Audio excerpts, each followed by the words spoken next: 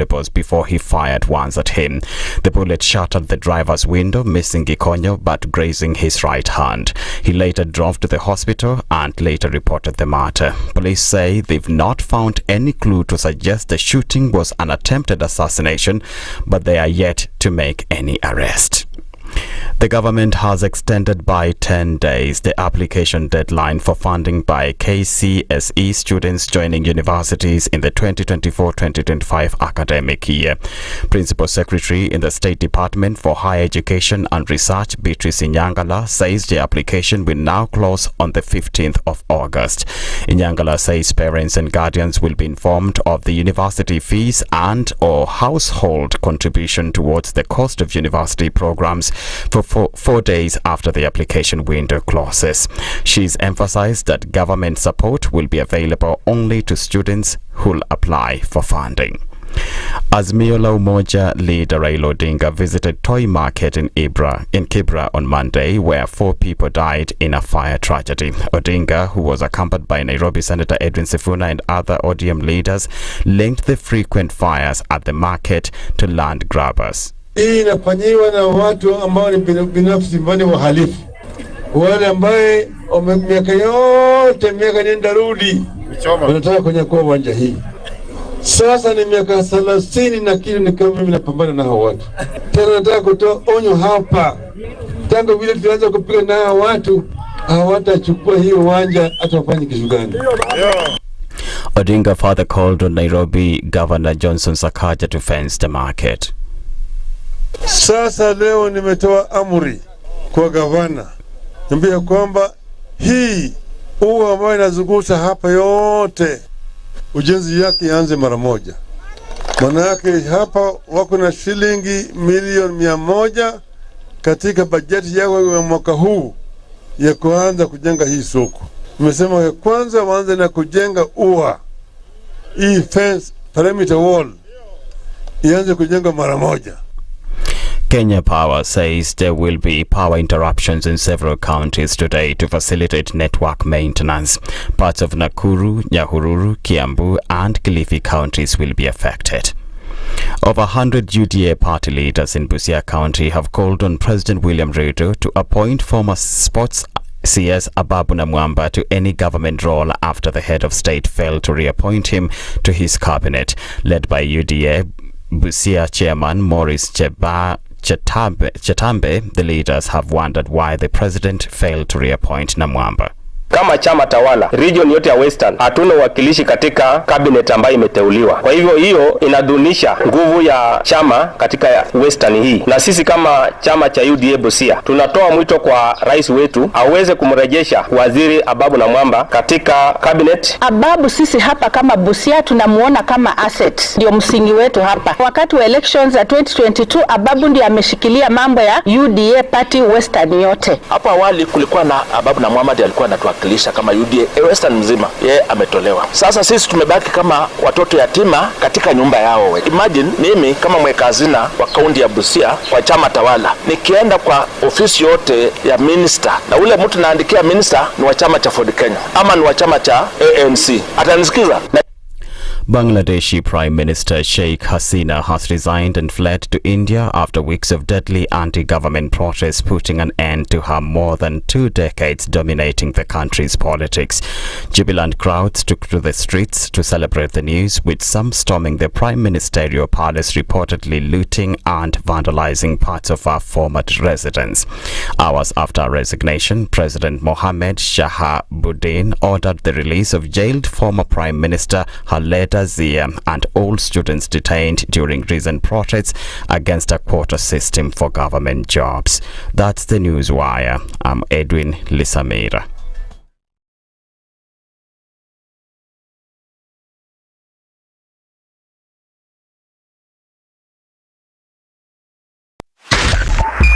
(102.5) Spice FM, Kisumu.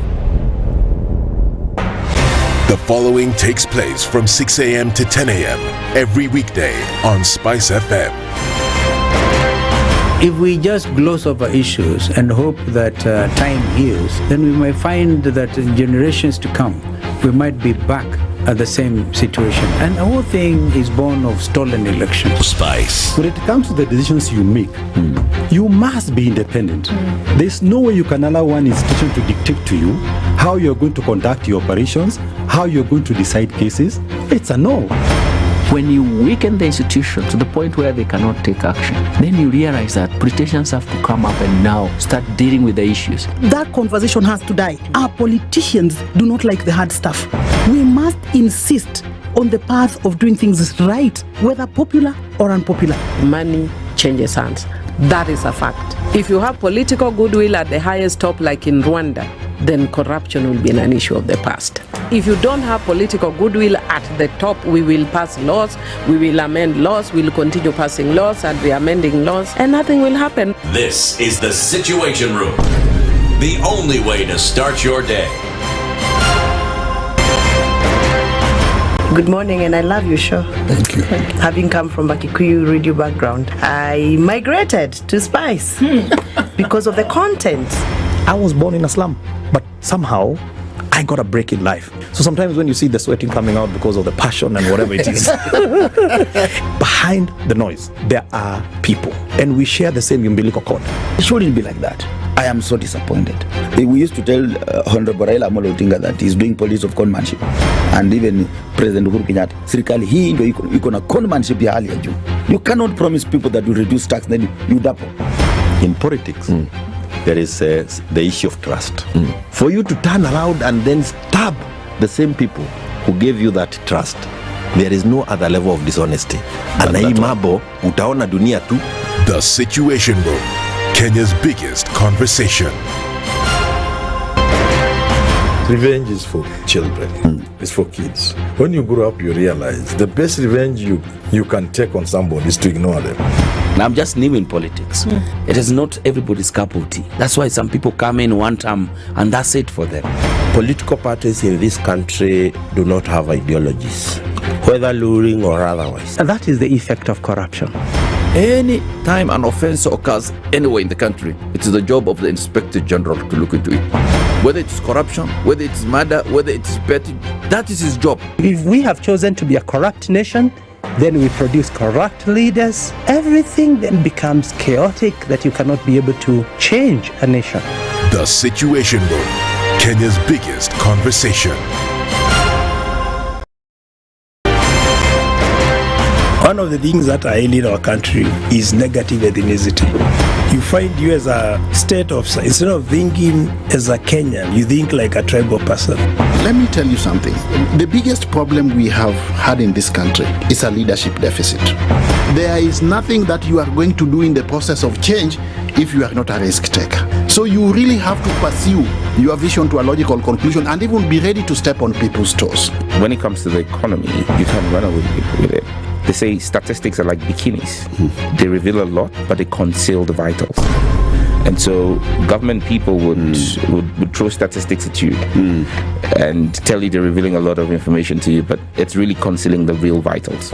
We need to get out of that, because when we want to grow our democracy, one basic thing that really requires to be understood by the political class, by all of us, is institutions are critical. This is the Situation Room, the only way to start your day. Hakuna traffic, but the only issue is, as you'd expect, Landis Road, Wakulima Market. You know, city people wake up early, my friend. Well, let's just say people don't sleep. Wakulima Market never sleeps. So Wakulima Market, when everybody else is asleep, it's busiest between midnight and 6 a.m. So that's why there's a lot of traffic now. Haile Selassie Avenue, which then stretches into the... What do you call that other market at the roundabout there? So there's Wakulima on this side, and then there's the other one at the end of Landis Road that sells fruits and vegetables. What's it called? Which one? As you go towards Kikomba, there's that market right there. I don't know what it's called actually. There's a market there. There's a retail market. There is a retail market. I can actually see it. Yeah. Yes. It has a name, and it's not Muturu Ednah. There's a name. Anyway, so that whole region there into Kikomba, Landis Road is very, very, very busy. That's the only place that we can talk about.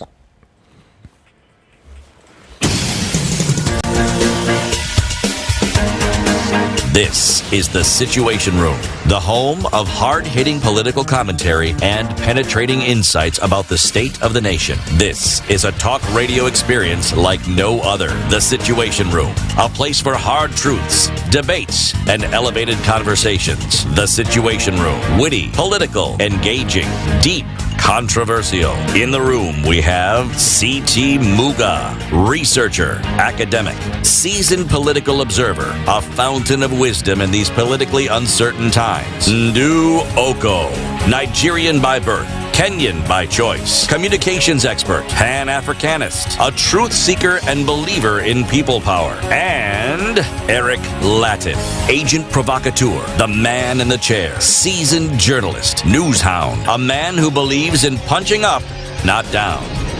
This is The Situation Room, the only way to start your day. So people are saying it's called Marikiti. So there's a big Marikiti, all right, along Haile Selassie,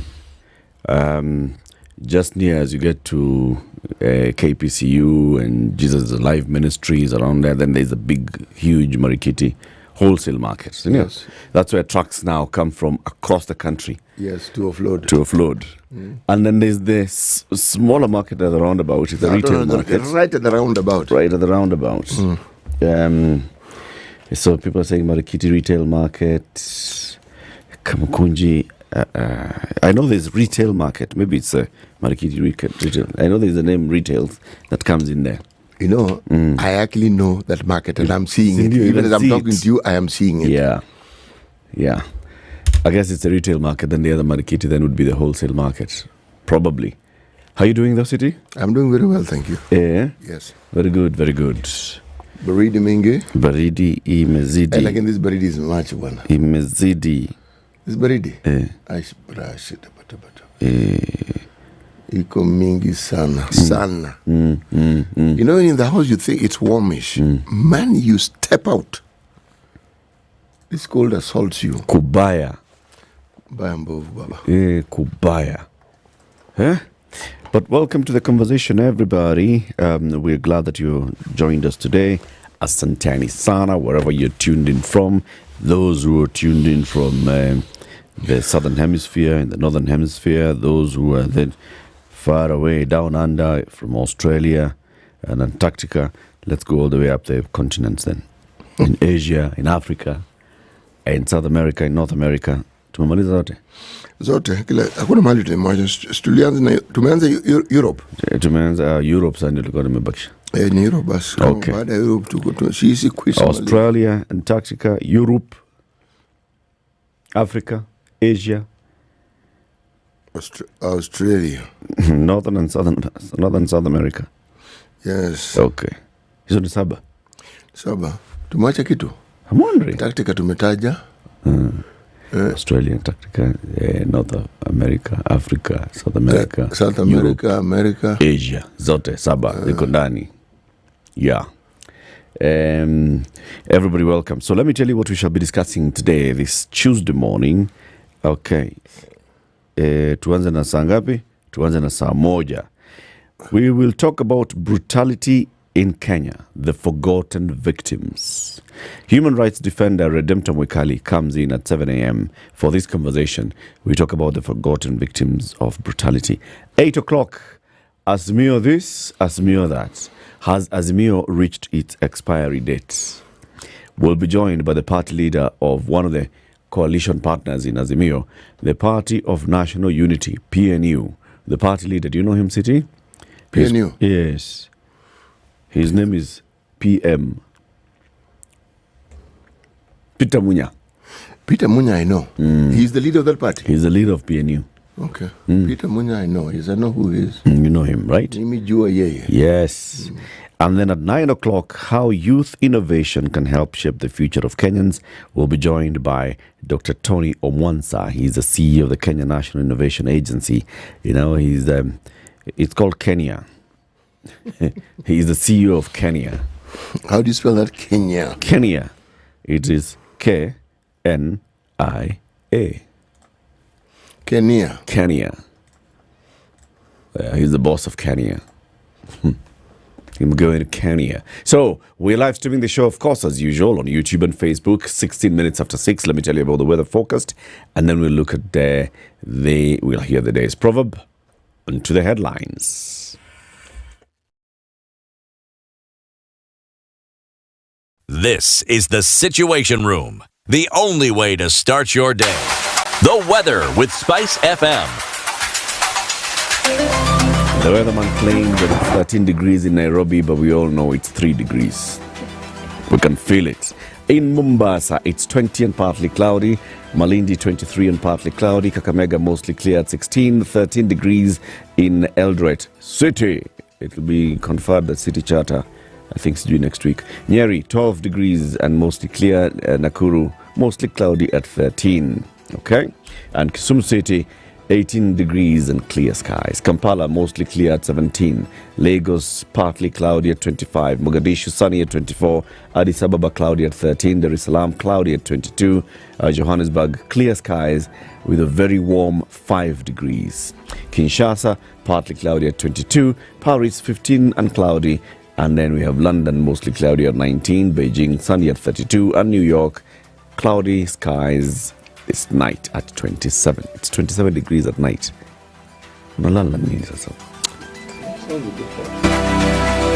Mature, intelligent talk every morning. Spice up yourself.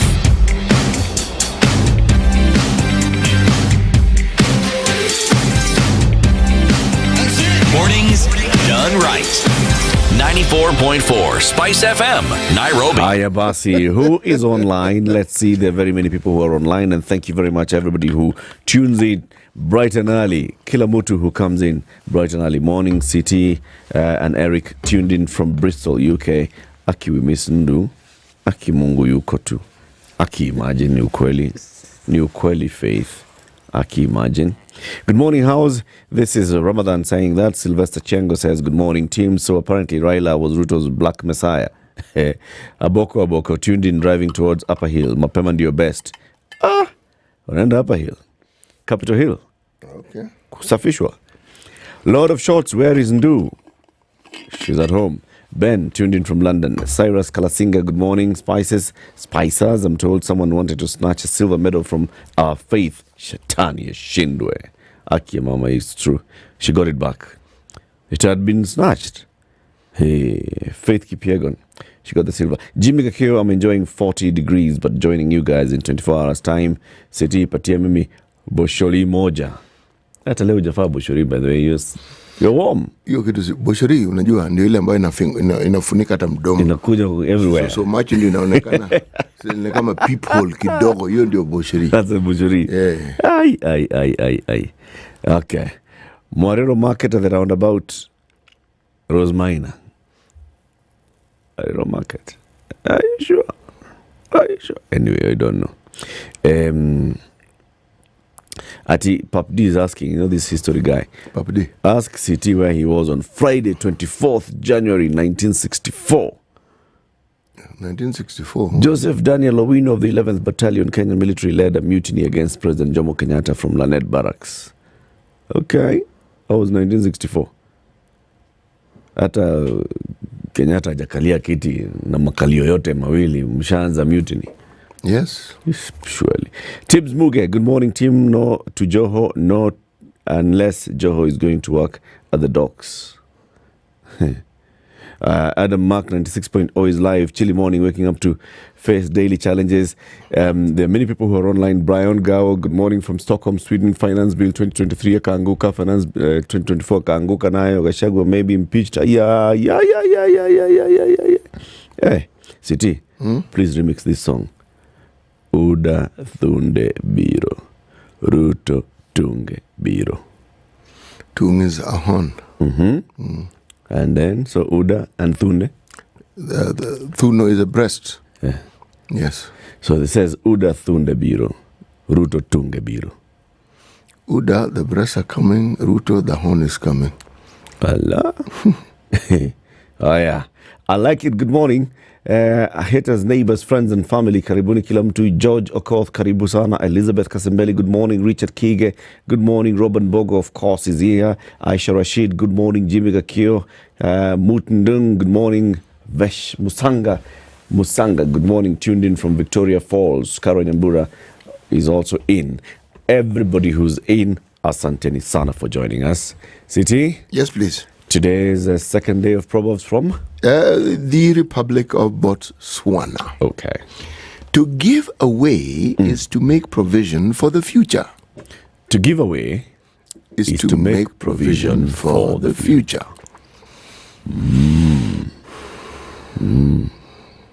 And to give away kupeana. Kupeana, yes. Is to make provision for the future. Okay. That's a nice one. That is a very nice one. Ni maridadi. Hiyo ni maridadi kabisa. Hiyo tumekubaliana nayo. Hiyo tumekubaliana nayo. Sawa. Kabisa. Haya. So sasa ile kitu tunaanza kufanya ni kuangalia headlines. On the front page of the Standard this morning. Moto. Mambo ni moto. Mambo ni kwa wingi sana.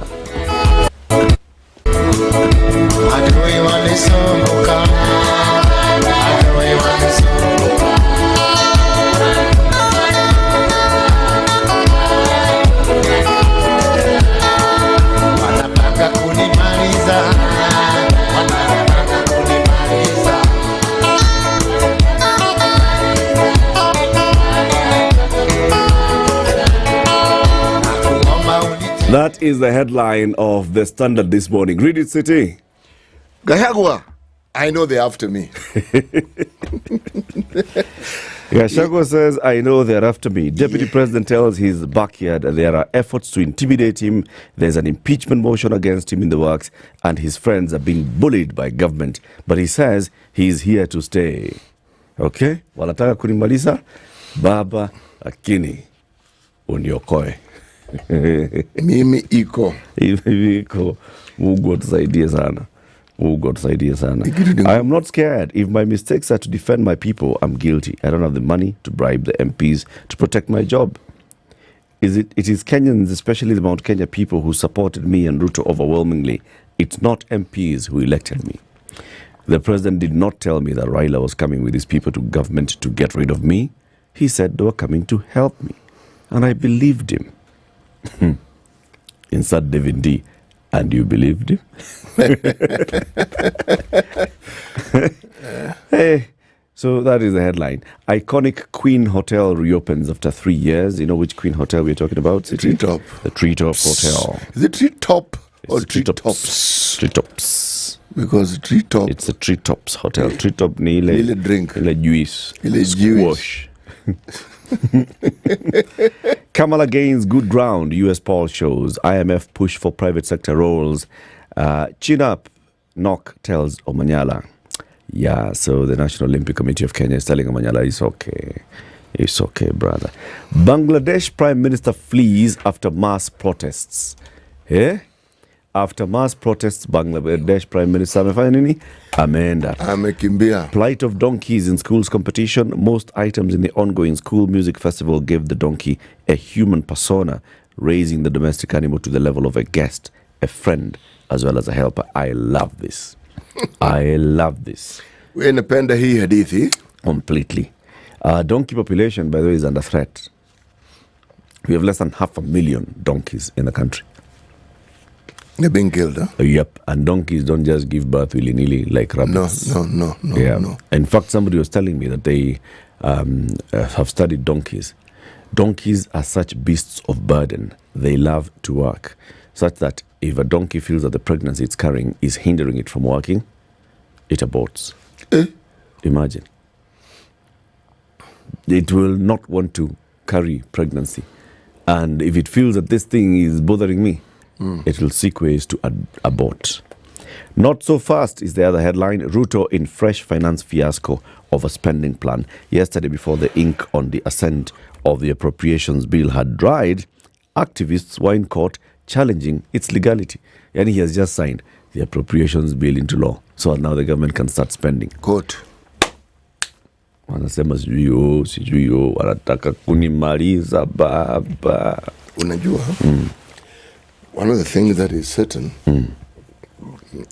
you know how things become manifest at the oddest of times. What is clear with everything that is going on is how the political ruling class believe they should go about their business. And I think if you were to ask them, they'd say, you know, these people are getting actually in the way of the things that we're supposed to do. Yes. Anyway, the Daily Nation headline, Puzzle of Ruto's housing projects. More than 10,000 units are not generating any revenue for the National Housing Corporation. So President William Ruto has held on to his ambition to construct 200,000 houses annually under his affordable housing program, but public agencies that are charged with managing the state's housing schemes are piling stock of unsold units. The nation has them in numbers. Government housing problems, according to the Auditor General. The National Housing Corporation for the financial year 2022-2023 had 700 units unsold. 700 unsold houses constructed by the National Housing Corporation across the country, all totaling 3.2 billion shillings. The Kenya Development Corporation has 35 unsold houses in that financial year 2022-2023. The State Department for Housing has boarded government houses, 4,135. Rent not collected from government houses, totaling 309 million shillings. Unremitted rent from 7,265 government houses occupied by county workers, 198 million shillings. Alienated government houses, 1,500 of them, 42 million shillings. Shimolatewa Prison Housing Project, 100 houses, 173 million shillings. Stalled construction of staff houses at the Kenya School of Adventure. You know that school? There's such a place. There's a school at the Kenya School of Adventure. It's in Meru. Maybe it's training people to climb Mount Kenya. It's a government institution. It's a government institution, Kenya School of Adventure. It has, it was constructing staff houses. They are stalled, 24 million shillings. Public Works, Voi Pool Housing Project, 747 million shillings. Foreign Affairs has non-utilization of ambassadors' residences in Pretoria, 765 million shillings. Total unsold houses, uncollected rent, unoccupied houses, sold projects, 6 billion shillings. Okay, I get it. But now you're telling us it's housing project puzzle, but you've included mpaka sasa nyumba ya Pretoria. Kila kitu. Anyway, we'll look at that in greater detail. The 27 calculations in rising stars of Kalonzo Natembea in Mount Kenya. Mount Kenya's Natembea star is rising in Mount Kenya. Oh Lord. Former Vice President Kalonzo Musyoka and Trans Nzoia Governor George Natembea could benefit from the uncertainty surrounding Mount Kenya politics amid a growing feeling that DP Rigathi Gachagua is being sidelined in Ruto's government. And the back page of The Nation today, state in a delicate balancing act as it trims its spending. Even as the government cuts spending, it has ring-fenced agriculture, education and health. Private sector's activity in sharpest fall in 3 years on Gen Z protests. Kumbe, these Gen Z protests have affected business. The country's private sector activity dropped by the sharpest margin in more than 3 years in July on the back of deadly social unrest that disrupted business. Findings of a closely watched monthly survey showed that business conditions such as output, new orders, and employment in July deteriorated at the sharpest rate compared to June since April 2021, when the world was battling COVID. Haya, tuambie Business Daily na The Star. Right. Business Daily. As we move to a more competitive, interrelated world economy, the need for participative management is no longer a luxury. We are quoting from the article by Mike Eldon. All right. Jobs grow at slowest pace in 7 months. Wow. New jobs created by private sector in Kenya in July grew by the smallest margin since January 2024, spooked by the low cash circulation in more than 3 years. Yani, circulation as we see it, low. It's never been like this low in 3 years. Low kabisa. Brookside traders claim buyers in Uganda dairy import permits. Kenya Dairy Board is in the spotlight again, if I may say so, amidst claims that it has selectively allowed milk import from some Uganda processors, but continued to lock out products by others, including Brookside Limited, which has operations in both countries. Unit story. NSC sheds shillings 33 billion in a day of foreign investors sell-off. One day. The National Securities Exchange shed 33 billion in investor wealth on Monday as foreign investors dumped equity for safe haven assets. Wow, na kimbia na toka Kenya. Allah. Car importers win. Amani after wamekula dividend. No, chakula dividend. Kila kitu wanajua iko shwari. Sasa wacha tutoe pesa. Okay. Car importers win as KRA switches to new tax system. New system relies on value of vehicles at shipment point. Taxman has been accused of using higher price lists. Okay. This is a story about the importers of used cars. They are set for a fairer and lower tax burden at the Mombasa port as the Kenya Revenue Authority moves to adopt a new taxation system that relies on the value of the unit at the point of shipment. Okay? Treasury defers 55 billion payment on burst budgets. The National Treasury has deferred payments totaling 54.5 billion to the current financial year on the back of additional funding for the operation and administration of offices as well as remuneration of staff which were not in originally approved budget. Okay? Disclosures from the Treasury show that 30 state departments and agencies had their recurrent budgets reviewed upwards by 57.26 billion in the course of last year's fiscal year, ending June, pointing to inherent poor projections in expenditure plans. Okay, so if you say so. Okay. Today's Tuesday, so it's a free copy of The Star. So top right-hand corner, it is a free copy of The Star and MyGov. But there's a heartwarming story here of a particular gentleman called Roger Zelo. Remember the picture of the demonstrations when there's a guy with an eagle perched on... He was walking around, the Birdman. The bird, yes, from Nakuru. Yes, page 3, there's a story of this gentleman who, after Form 4, he was orphaned. So somehow he became a street boy. And that's when he discovered his love for birds. But the birds clearly also love him. They love him. So what is it? So he just feeds the birds and they perch on him? Yep, they did. Yep. This is... But this is a skill, my friend, or if not a gift. Yeah, it's a gift. Just to have birds perching on you and them, they're just happy to hang out with you. Yeah, I imagine. Yeah. All right. Pain, cursing, and regret, the 1998 bombing legacy. In 1990, this is a story of, every year we look at the bomb blast and we look at the victims and we remember. Yes. This is a story of George in Njoroge, 45. That is in 1998. He was at the prime of his life. But then something happened. The US bombing took place. And it was 7th of August. Yes, and that changed his life completely. Wow. Many people.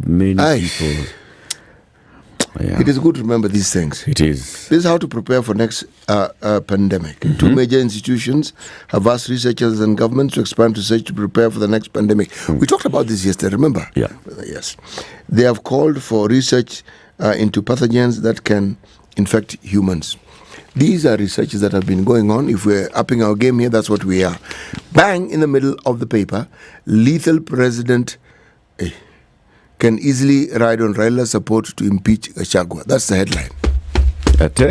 Lethal president can easily ride on Raila's support to impeach Gachagua. Right. DP removal plot picks up as Ruto, Raila close ranks. Rigath's aides are under probe for allegedly bankrolling protests. The thing about politics and the sagas around it, I would be hesitant to predict as to what will happen. They tend to have twists and turns that you cannot see. Anything can happen. Yes, one moment you think it's going in one direction, then it just does like a whoop, and before you know it, and you're thinking, but I thought this thing was heading in this direction. So, day by day, bit by bit. That's what's happening now. Okay. That's what's being reported now. All right. So Yes. shall we take a look at traffic? Let's. All right. It is 25 minutes to 7. This is Kenya's biggest conversation, the Situation Room. Thank you for tuning in. Here's the traffic. This is the Situation Room, the only way to start your day. So traffic is still busy along Haile Selassie Avenue and Landis Road along those two markets. There's a big Wakulima market and a retail market, okay? Whether you're calling it Muarero retail market, Wakulima retail market, that retail market there at that roundabout, that junction with Ring Road, Haile Selassie Avenue, Landis Road, that's where the traffic is. Anywhere else is still moving smoothly. I can see Mombasa Road is okay. Jogoo Road is okay, apart from Makadara, of course. And Manyanja Road getting into Jogoo Road, that's where the traffic is. And then there's Kangunda Road heading into Outer Ring Road. And Thika Superhighway coming to the underpass at Wangari Maathai Road. Other places, it was so. Mature, intelligent talk every morning. Spice up yourself.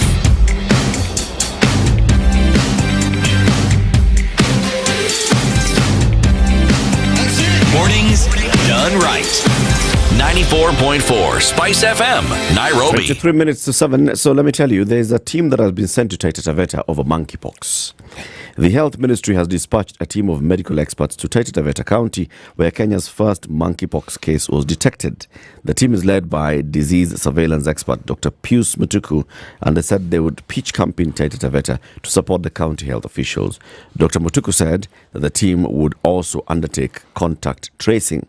We are here to work alongside your disease surveillance team and also undertake contact tracing for those who came into contact with the patient, said Dr. Mutuko during a meeting with the Taita Taveta Health Executive Gifton Mukaya in Wundanyi. Mukaya said the county government is taking all measures possible to ensure the disease does not spread. So this is at least something good. The national government is already down there. Now we hope that there's going to be better, proper coordination here, right? Yes. Because if you don't get proper coordination, all this is going to be theory. We are doing contact tracing. I don't know why the national government has to go there to do contact tracing, but well, let's just say that because this is a disease surveillance expert, Dr. Mutuku, he knows what it means. How do we map this thing out? Who came into contact first? Who did this person then come into contact with? So you draw the entire tree of people who came into contact with patient 001. And then you know, what do you do with them? Do you quarantine them? Do you take them for treatment?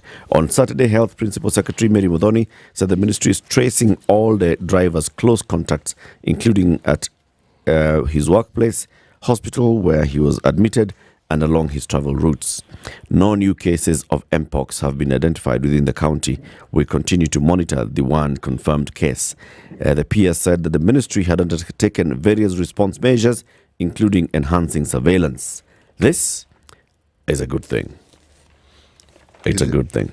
Kabisa. You know, the papers today are full of politics. Either it's the DP being removed, or their plans to remove the DP, or this and the other. I want to move away from this story of the DP being moved or not moved. Yes, I want to look at something else.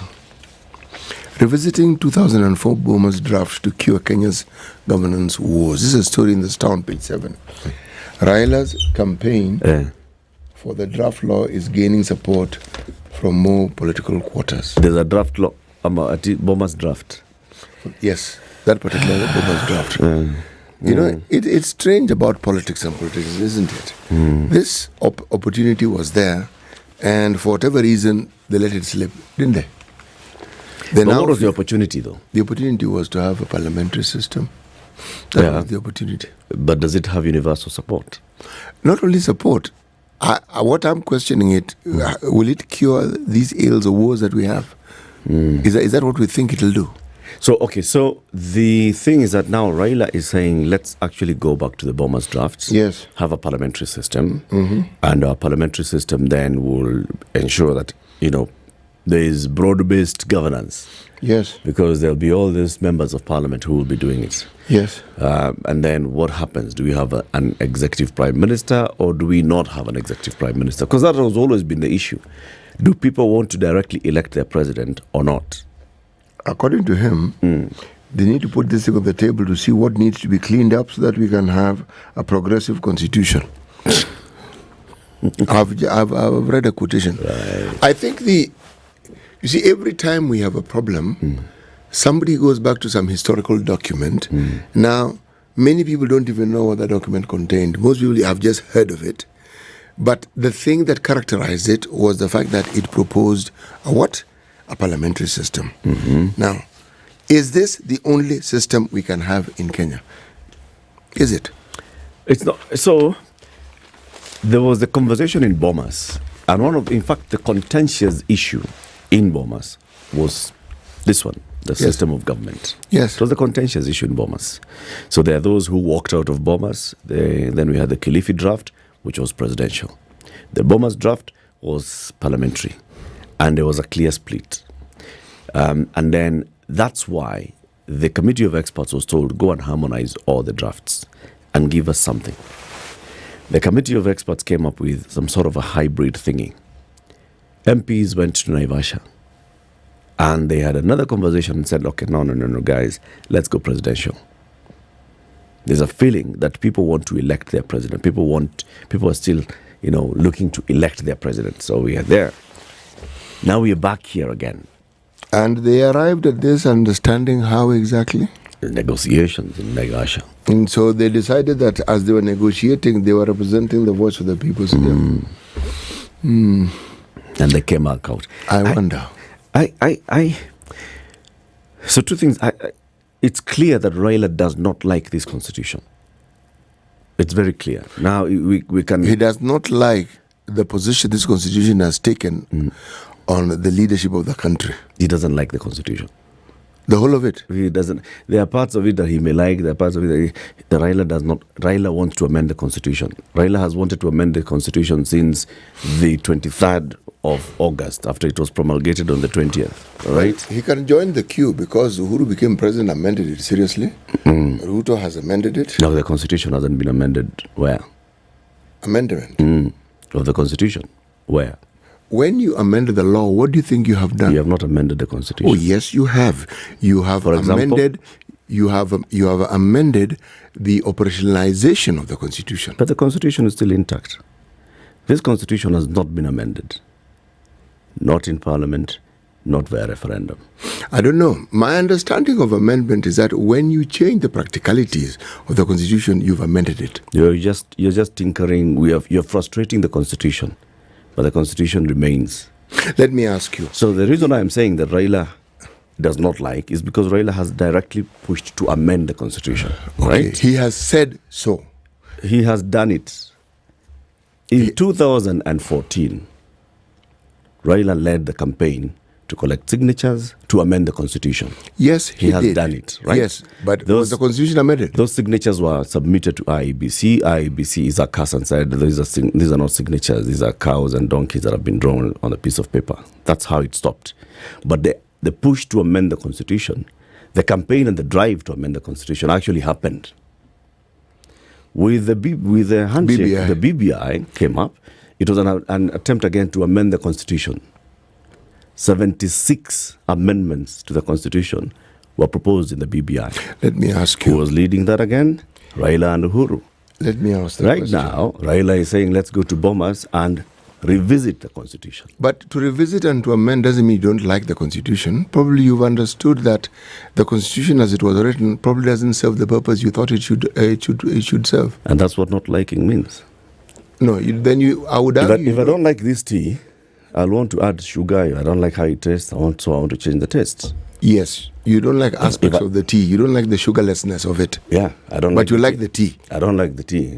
You like the tea with sugar. Yeah. So what you've given me, I don't like. Yes, you see.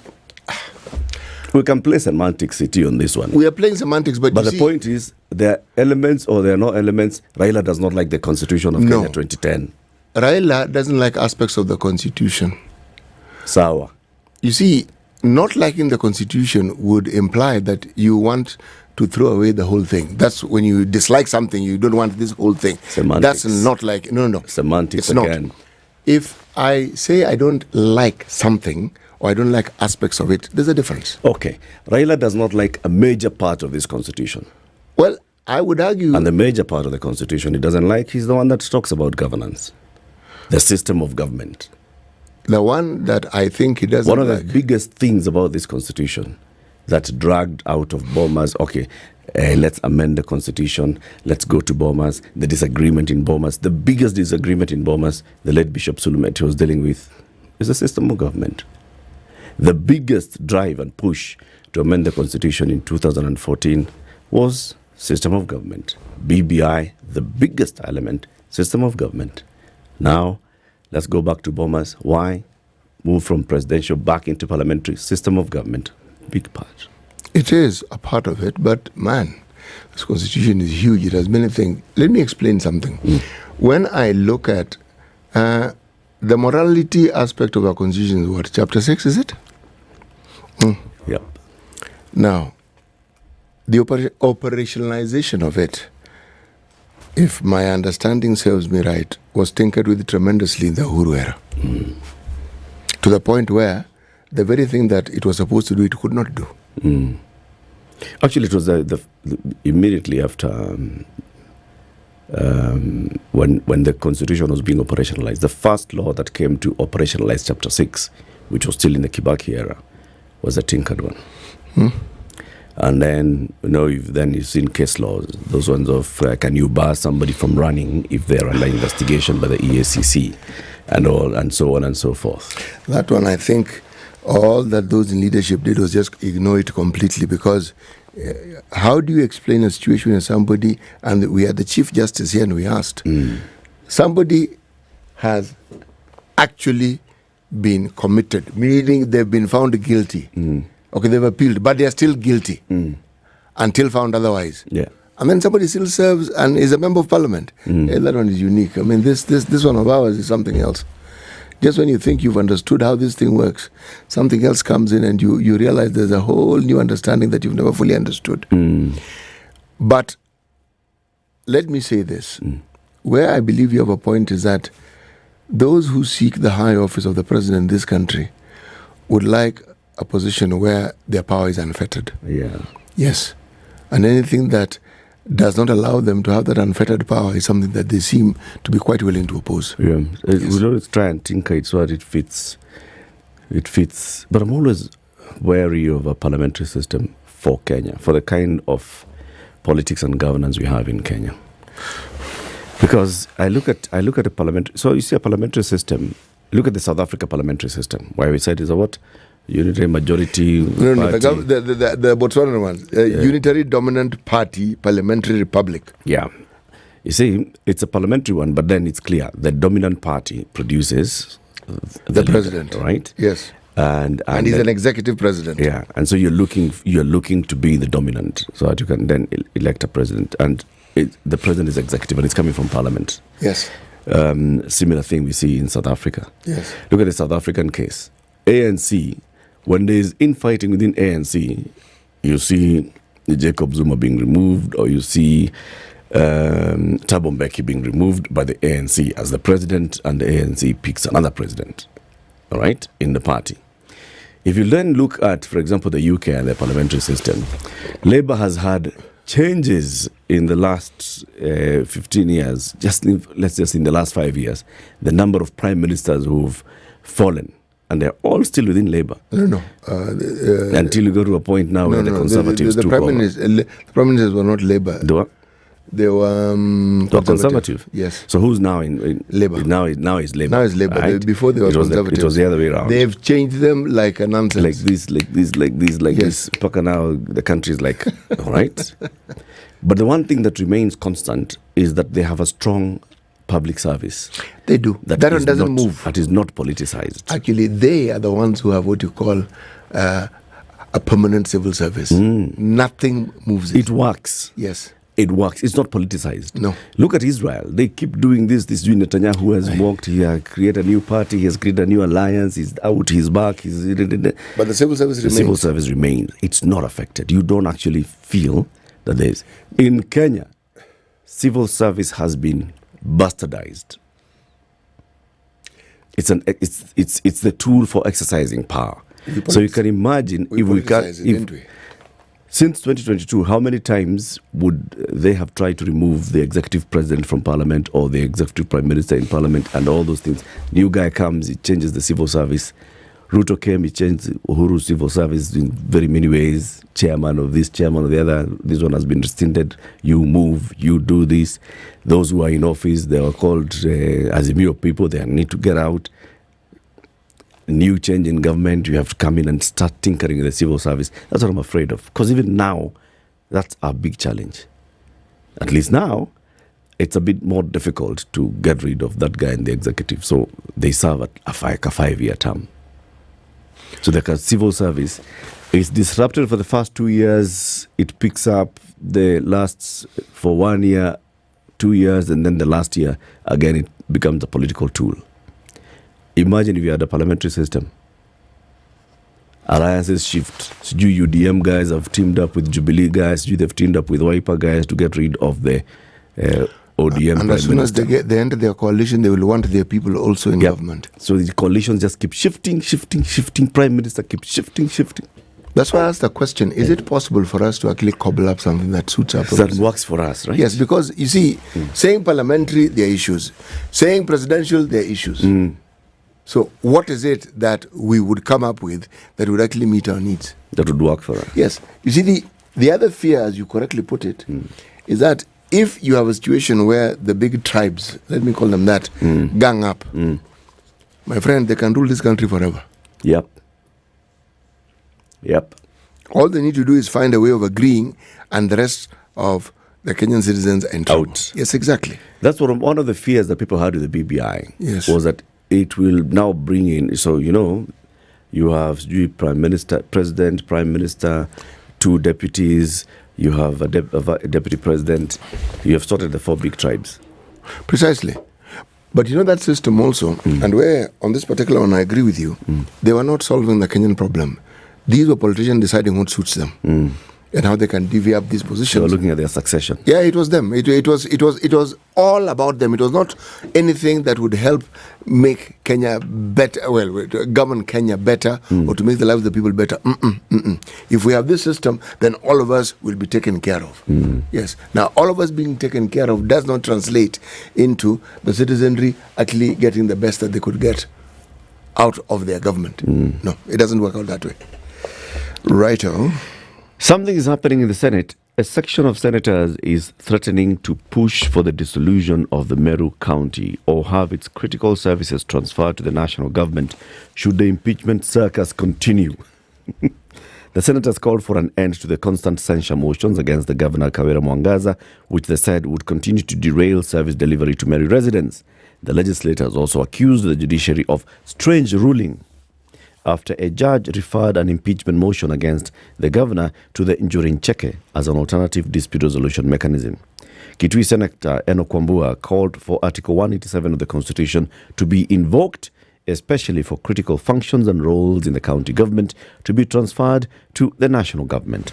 Defending his motion, he said the county government is dysfunctional and as such, there is need to consider transfer of critical services to another entity so that the people of Meru can be served. He also called for the suspension of the county government over the constant fighting between the members of the county assembly and the governor. This is what he said, and I quote him verbatim, "I know I should not be doing this, but I'd like to declare on this floor that when that matter comes here, we must deal with it once and for all. Mr. Speaker, sir, let us finish with it," he said. "If it means that the entire assembly and the governor going home, we should do that so that the people of Meru can also get benefit of devolution. For now, it's a circus between the assembly and the governor, and the people are suffering." It's the same thing that we were talking about earlier on, now playing out at the level of a county government. Because every time I hear the ills that the governor of Meru has committed, I ask, are we saying that there is nothing good that this person has done? Are we saying that all that there is to say about her government is the things that we keep hearing over and over again. And yet, this is someone who was elected. Yep. She won the election. Yep. Yes. And I think that I like the idea of dissolving this thing so that we can clear this thing with the sovereign. Go back to the people. Let the people say. If the people want to impeach the governor, they will not elect her back. Precisely. She'll be out. If the people like her, they'll elect her back. They'll elect her back. And if they don't like the MCAs who've been pushing these impeachment motions, they will not vote for them. The person who had the courage to take that step was Kivuta Kibwana. And of course, Uhuru did not agree to comply with his wishes. But, that would be the best thing to do. So that this circus ends. Let them go back to the people. After all, it's the people who decided. Warudi. Takes a while though, but come on. It's just too much. Let me just read. Do we have a minute? Yes, we have 4. We have 4 minutes. 3.5. Okay. Bangladesh PM flees after mass protests. Bangladesh Prime Minister Sheikh Hasina's 15-year rule ended yesterday as she fled more than a month of deadly protests, and military announces it would form an interim government. Yeah. We thought the days. Yep. That's an interesting one. This one is an extremely, extremely interesting one. They had a problem. They complained. But man, we are in tumultuous times, aren't we? I'm looking at Bangladesh. I'm looking at what is happening in the UK. And the continent that seems to be calming down was a continent that was known to have problems. This one. Yes, we have military rule in the west of this particular continent. Yes, but the military rule has quietened whatever problems that were in those countries. Yes.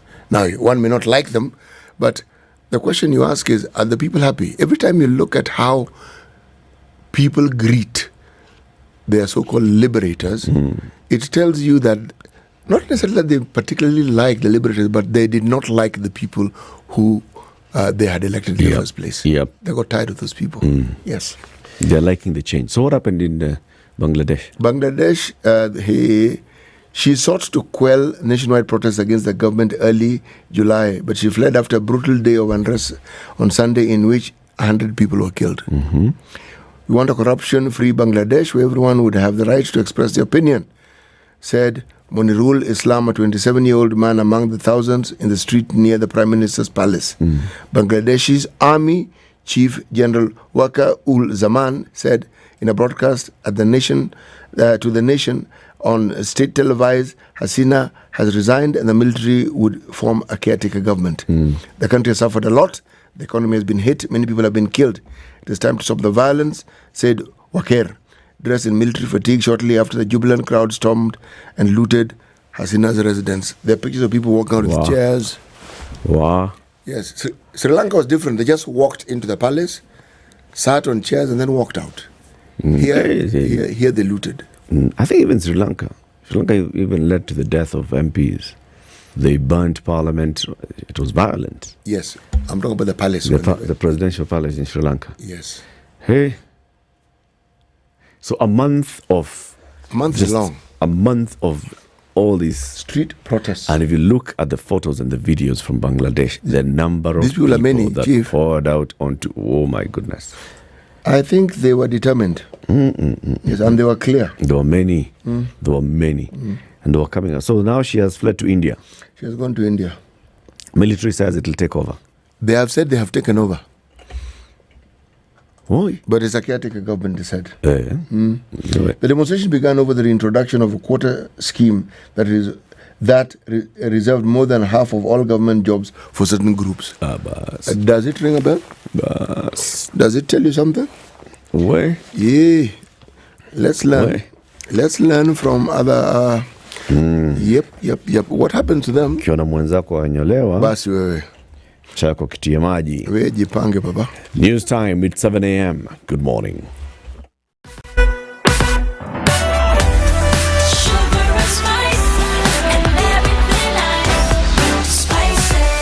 Spice up your life.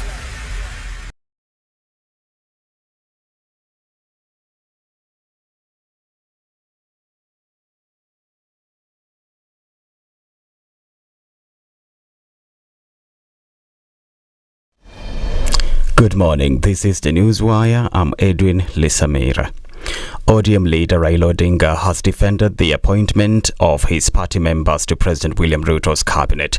Speaking in Kibra on Monday when he toured Toy Market, where 4 people died in a fire tragedy, Odinga said President Ruto sought help from him after his cabinet failed to deliver on its mandate. Sasa umeona jamaa walikuwa mashindwa na kazi, wamevunja baraza ya mawaziri, wakaja kwetu kwamba tuwapatie watu.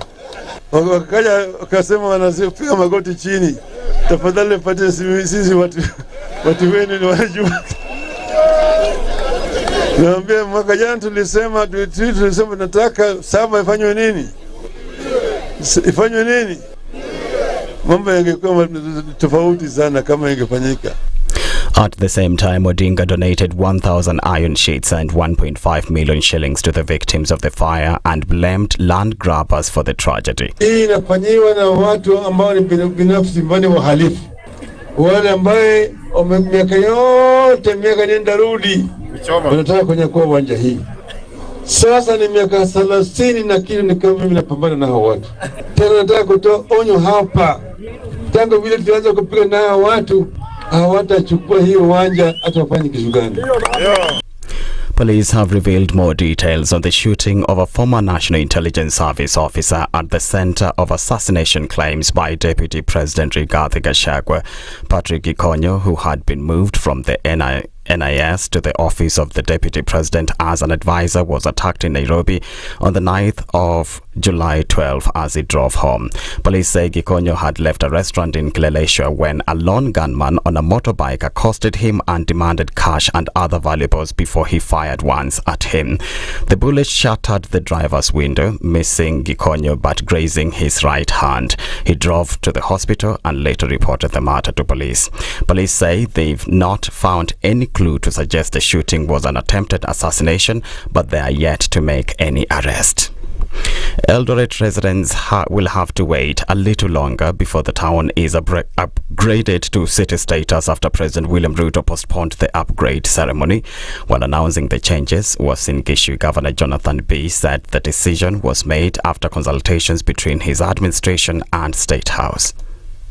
Following the communication from the Office of the President, the conferment of city status to Eldoret municipality has been postponed for a week from August the 8th, 2024 to August 15, 2024. I call upon the great people of Uasin Gishu to continue working with the county government towards making the great and historic event.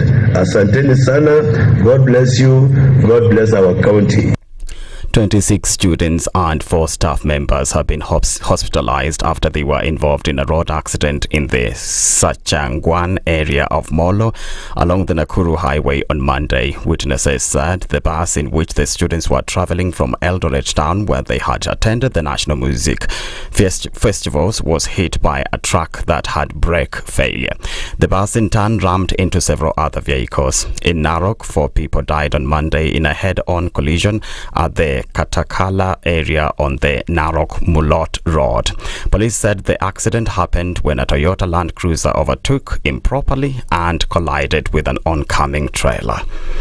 US President Joe Biden has met his senior national security team as concerns of a possible Iranian retaliatory attack on Israel grew. Biden said he had been briefed on preparations to support Israel should it be attacked, while Secretary of State Antony Blinken said officials were working around the clock to prevent an escalation.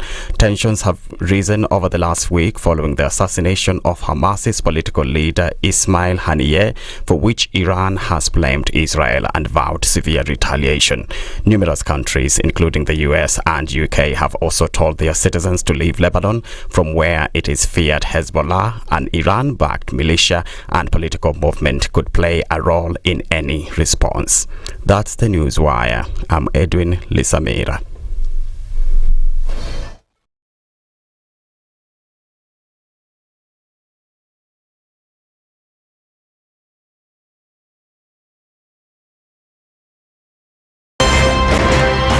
It's critical that people pay taxes. But then taxation has to have a limit. When you start overtaxing people beyond certain limit, then this is now we call robbery with violence. We are all struggling, but we don't show. If you're not doing well, shame on you. But you have to say, I'm broke and I'm struggling. We are not okay until everybody is okay. We are pretending to have political parties. Why don't we just be honest? And we say, these are the Luyas, these are the Kambas, these are the Kikuyus, and we find ourselves in Kenya. You know, with politics and leadership, no matter what you do, there will always be a complaint. There will always be the assumption that you're either stealing or you're not doing things right. As a leader, don't fear. If you know you're doing the right thing, you've thought about it, you've got an expert advice, do it, then understand later. This country, we don't need prayers. Prayers is between you and God. Good governance and thinkers who care about the country and not their stomach. That's what we need. The Situation Room, Kenya's biggest conversation. SpiceFM, Nakuru.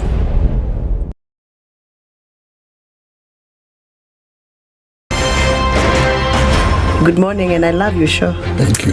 Having come from a Kikuyu radio background, I migrated to Spice because of the content.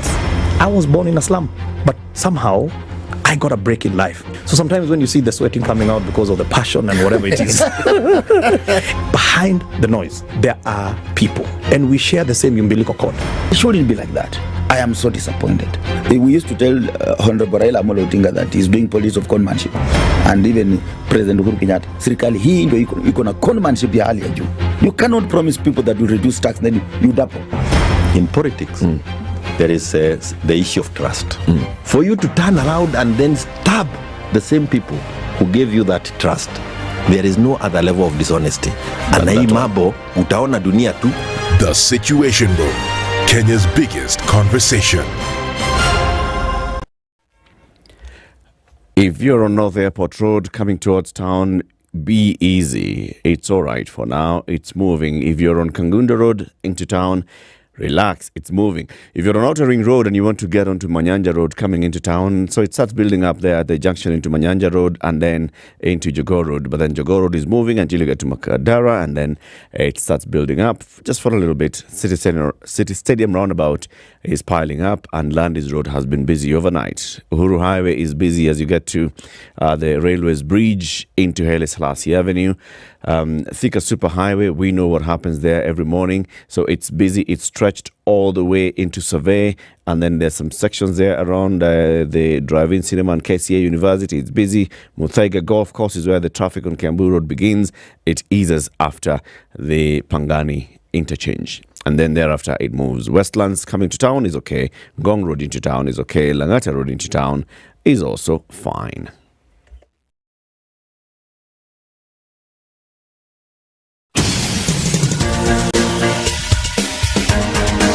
This is The Situation Room, the home of hard-hitting political commentary and penetrating insights about the state of the nation. This is a talk radio experience like no other. The Situation Room, a place for hard truths, debates, and elevated conversations. The Situation Room, witty, political, engaging, deep, controversial. In the room, we have C.T. Muga, researcher, academic, seasoned political observer, a fountain of wisdom in these politically uncertain times. Ndu Okoh, Nigerian by birth, Kenyan by choice, communications expert, Pan-Africanist, a truth seeker and believer in people power, and Eric Latiff, agent provocateur, the man in the chair, seasoned journalist, news hound, a man who believes in punching up, not down.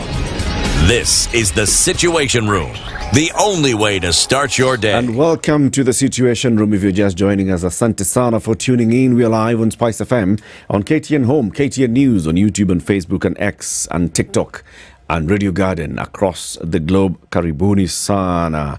Do you have 9,950 shillings? That's what you need to get a comprehensive medical checkup at the Aga Khan University Hospital, any of their clinics. A comprehensive medical checkup. You know, when you go in there and you're like, please, I just want to get a checkup. Why is a checkup important again, CT? Well, one of the things you would like to know is just how well you are. And with that statement, there is the unstated how unwell you might be. Yes. Just because you feel fine doesn't mean that you are fine. Prevention, they say, is better than cure. When you go for a comprehensive test, you then have a very, very clear idea of your health status. You know whether you are free of diseases, you are free of any impending illnesses, or if you do have an illness, there's a likelihood you'll get it at its early stages. And that makes it easier for you to actually ensure that you get treatment for it. It's really that simple. It's that simple. Yes. And you can get this at any Aga Khan University Health clinic. Yes. Wherever you are. The one nearest to you is where you go to. Redemptor umesikia maneno yote? Nimesikia. Yote. Nimesikia. Yeah. Redemptor Mwikali is our guest for the next hour. She's a human rights defender. So Redemptor, it's important to get medical checkup. And they say at least once every year is important. Don't wait until you go to the hospital. No. Just go and get a medical checkup. They say once every year so that you know what you're dealing with. And as you go there, then you'll find, the medics there. They'll walk you through what you need to think about. They'll talk about, let's talk about your lifestyle. What are you eating? What do you eat? How can you maybe work on your diet, your exercise regimen? What are you doing? It's important to exercise. How much water do you take? You see, like the city takes a lot of water. It takes 2 flasks of water per hour. Per hour? Yes. And you're here for 4 hours. Eh? Maji ni uhai. Kabisa. Uone vile skin yake ina glow. Ina glow. Ni maji. Alienda medical check-up akamukunywa maji. Kunywa maji. So you go there and you get all this information. Sawa. Okay. Karibu sana to the hot seat of the situation. Asante. It's good to have you here. Yes, it is great to be here. You're here so we can talk about brutality in the country. So we can talk about victims who appear to have been forgotten. Yes. You'll tell us who those people are, who these forgotten victims are. But first, City gives you the day's proverb. This week and last week and probably next week as well, you said? Next week, yes. Okay. We'll be looking at landlocked countries in Africa, and our proverbs will be from landlocked countries in Africa. The other week, before last week, we're looking at island nations of Africa. Yes. This week the proverbs are from? The Republic of Botswana. I almost said kingdom. There's no king there. It's president. Okay. I thought we were still in Burundi. Burundi was last week. Burundi, yes, you were. Burundi was the last one. Today, they have a president, by the way. Okay. Oh? What's his name? Oh, I thought you were asking. You. No, don't ask.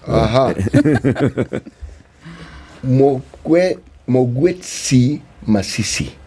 Mogwetsi Matiti. Yes. And then there's a vice president called Slamba Songwane. Yes. That's a VP. That's the VP. Right. Then from VP, they come to National Assembly Speaker. That guy is called Fandu Selemani. Hey, my friend, this continent has lovely names. There are countries where a name is a compound word.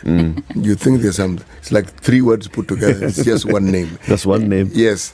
The proverb. Yes. To give away is to make provision for the future.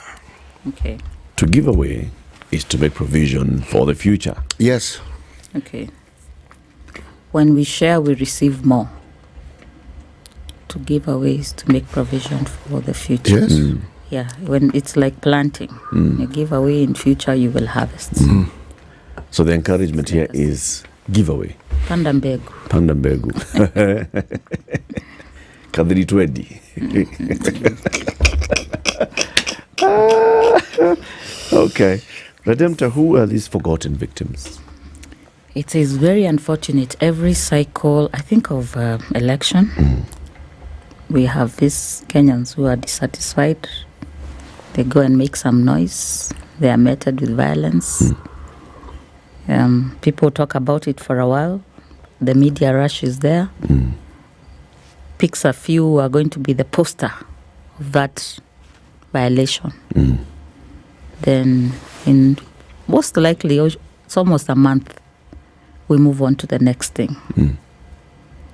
So for me particularly, it's victims of police brutality. And now we are having a new trend where we had a massacre in Kilifi County. And the year before that, is it the same year, we had maandamano, where we had 70 victims. And then come 2024. And this is a crazy one because you have bodies that have no story. And Kenyans slowly become statistics. We are talking about quarry, 40 bodies. Are they really 40? So the next day, sensationalism. There's someone who's been caught. Then it's debunked. The guy says, no, I'm not the one. And the story dies. So it's like a cycle where we have crazy, inhuman numbers. Why do we call them forgotten? They are forgotten because I had shared in another platform and an X space that there's a spiral. That when these atrocities happen, there seems to be a spiral. And the spiral is, let's all get there, get outraged, let's write stories about it. Then let's get to the root cause of it, matters under investigation. And then in this the two particular cases I followed for almost a year, we need DNA to know who these people are. And 1 year down the line, no DNA. And so I'm not even apologizing for being very loud and saying it is an injustice to exhume people from our forests, put them in a container for 1 year, and then say, you know what, we are wrapping this up. There's a likelihood we'll have mass graves, and we are looking at the same place we got them from. Because this DNA thing is never going to happen. We've tried out of 453, we have managed 34. The rest, we don't know who they are. We don't know who they are. Is that what the police and the Interior Ministry have said about Shakahola?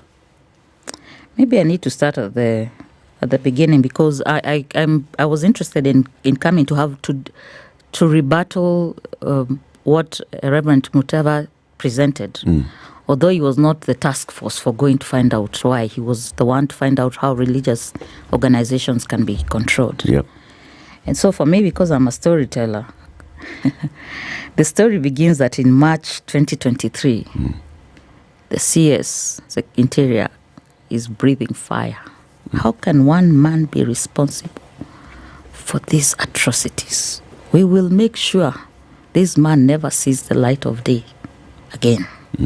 Forgets he's a lawyer, he's a teacher of law, and everyone is saying, how can you give your own extrajudicial verdict?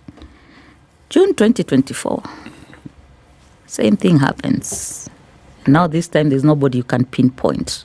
How dare you be responsible for, is it 24, is it 40, is it 60?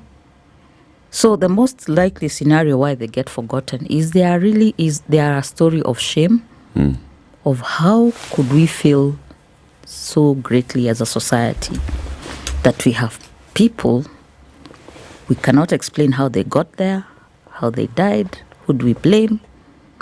So for me, I'm not apologizing to the CS for the same fire he was breathing when it was one man. He was saying, this man. Now you should tell us in 2024, who do we breathe that fire?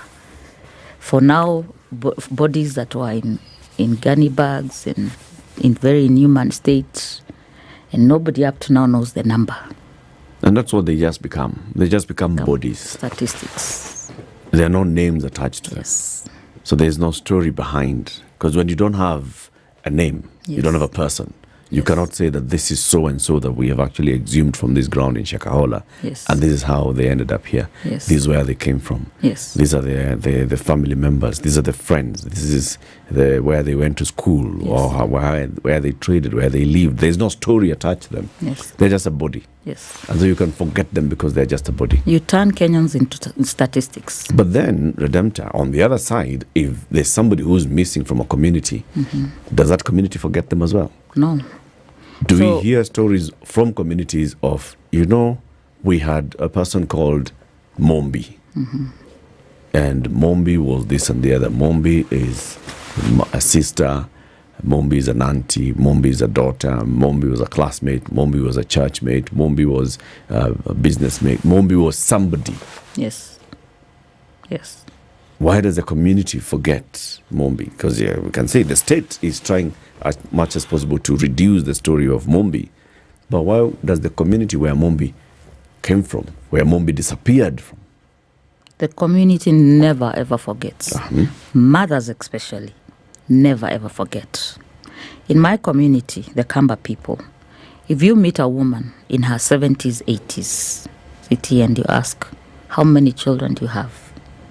That woman will tell you, in Kikamba, masia makwane, that uza wangu. But my living children are. Right. Never ever forgets the one that died at I have 1 given month. birth 7 times. Yes. But I have 5 children. Yes. Can even break it down to you and tell you 2 of them died as infants.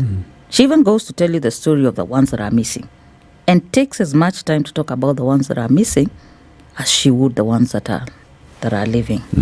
And because let me say, because of sub judice, when I talk about this case that I've investigated for 1 year, is that there's a narrative that came out that dehumanized these people or shamed them.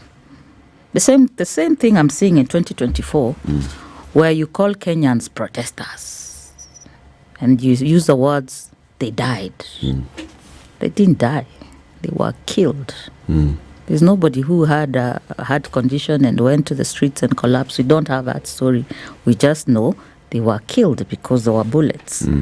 So for me, the containing of the narrative, we contain the narrative because someone has taken an oath to protect the Constitution, and in that Constitution is the right to life and is protecting of life. I do not think out of 247 families, around 250 families out of the cases in Shakahola, people went to great lengths to go and do what they were told to do. Present yourself, tell your story. And I had shared the spiral of how these stories, the spiral of silence that makes people statistics. Okay, I think it's important, the Redemptor. Let's talk Shakahola, okay? Okay.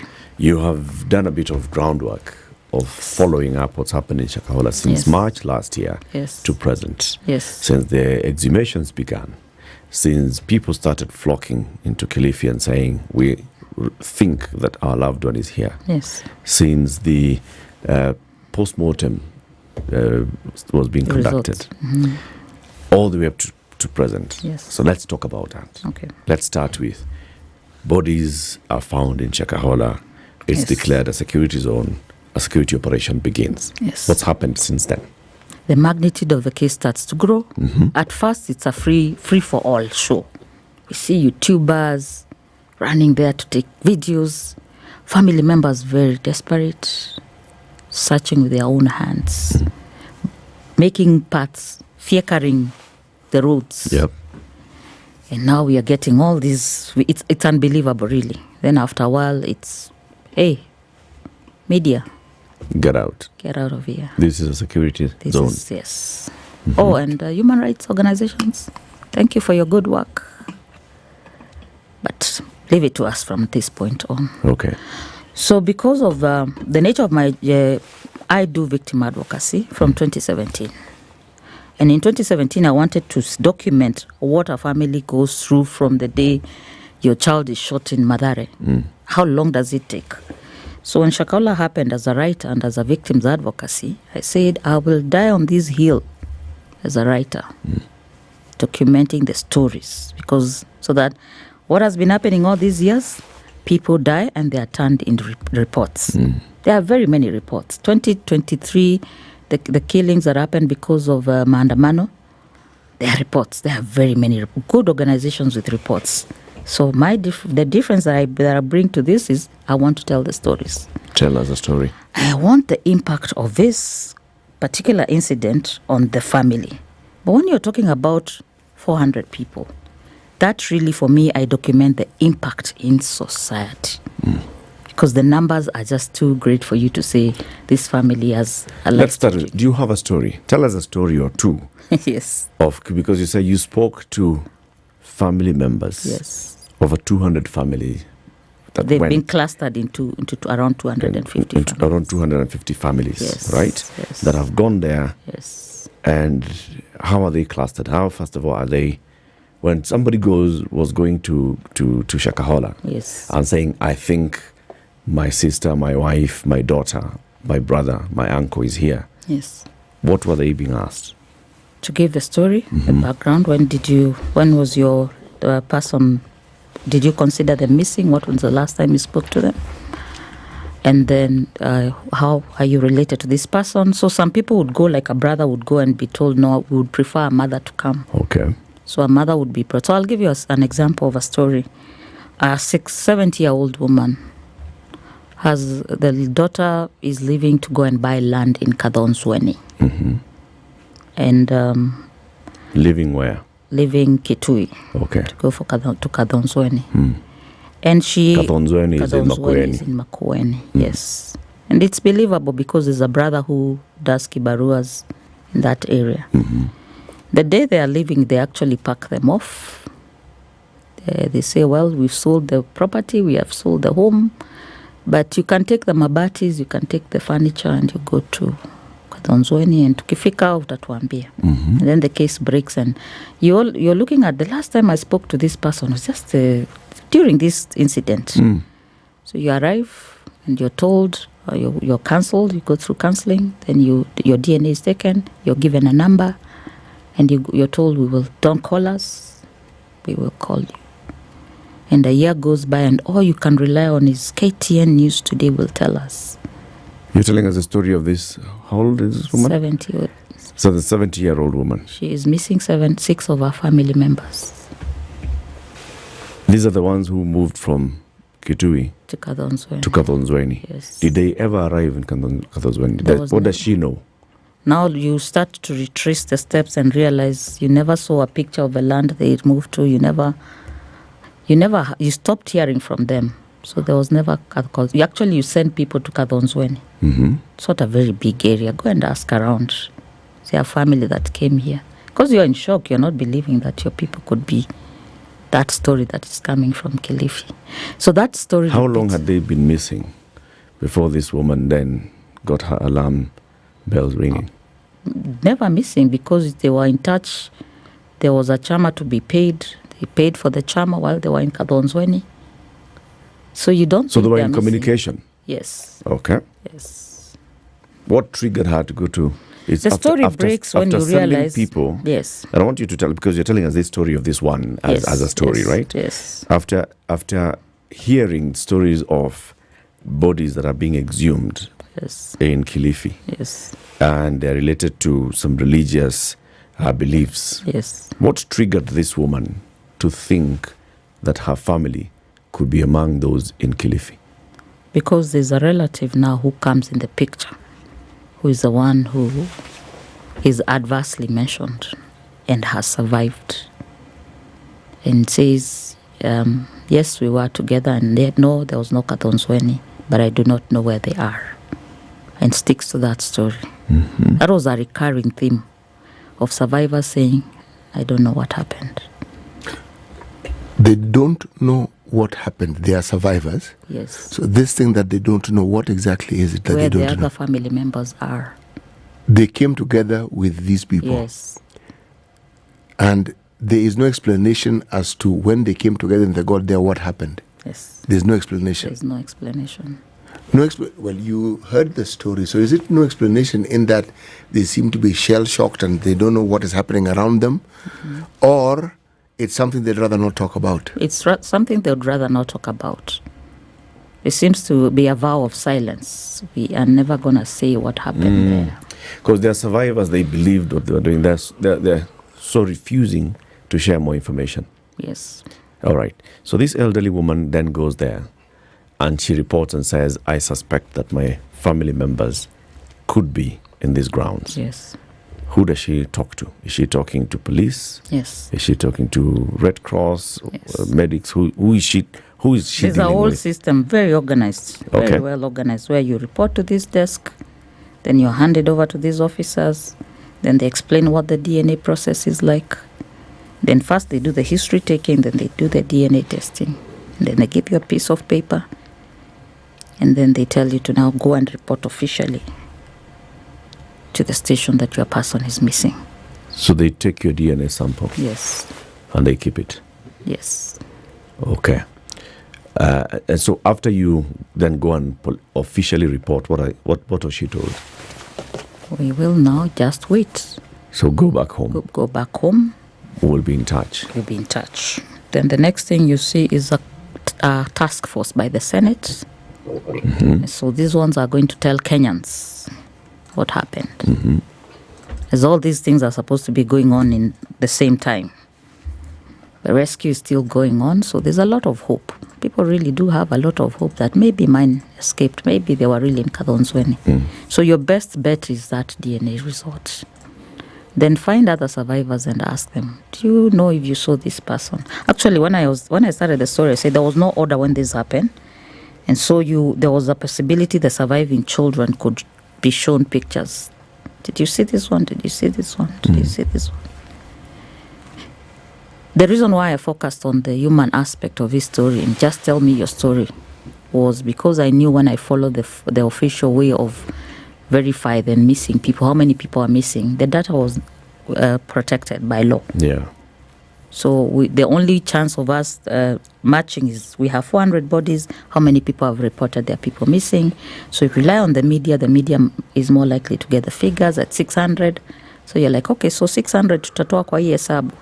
So your best bet is the system will work for you. They took your DNA after 2 months. A few would call and say, any news? So finally they were like, okay, there are some DNA results that are out and they are about only matched 34. Let's take a break. 28 minutes to 8. Our guest this morning is Redemptor Mwikali. She's a human rights defender. She's here to talk about the forgotten victims. And there are many forgotten victims, post-election violence. There are many that are forgotten. In every election cycle, there is violence in many aspects of our society where people just die and they appear to be forgotten. Bodies showing up in rivers, in dams. All these are victims. Who are they? Their stories need to be told. Myself. When you understand about partnership in politics, it's like the way marriage is these days. When you're looking for a wife, you're like, oh, maybe you can help me pay for fees as I pay for the rent. Why should you have a lioness living in your bedroom? I have to tell you a story. I went for a prayer meeting, which was called for the spouses of candidates for senators and governors. And when I got to the gate, the lady who was the secretary, she refused to. She's telling me, no. Leo tunataka wa mama. Leo ni wa mama. I'm telling her, no. She said, no, sio siku yenu. And I thought, there's a problem here, because if it was a man, but this was a lady. It will be called First Ladies until you change the name. The Situation Room, Kenya's biggest conversation. The weather with SpiceFM. It's warming up in Nairobi, but it's not so much. It's 12 degrees and it's going to be a sunny day in Nairobi today. Kakamega mostly sunny at 17. Eldoret sunny at 14. Mombasa partly sunny at 21. Malindi sunny at 24. Nyeri sunny at 12. Nakuru 14 and partly cloudy. Kisumu 19 and sunny. And then we look at Lagos, partly cloudy at 25. Addis Ababa cloudy at 13. Mogadishu sunny at 26. Dar es Salaam sunny at 22. Johannesburg very clear skies, 3 degrees. Kinshasa 21 and partly cloudy. Kampala mostly sunny at 18. Beijing sunny at 33. Paris sunny at 15. London 19 and mostly cloudy. And New York is warming up. It's 28 now, clear skies.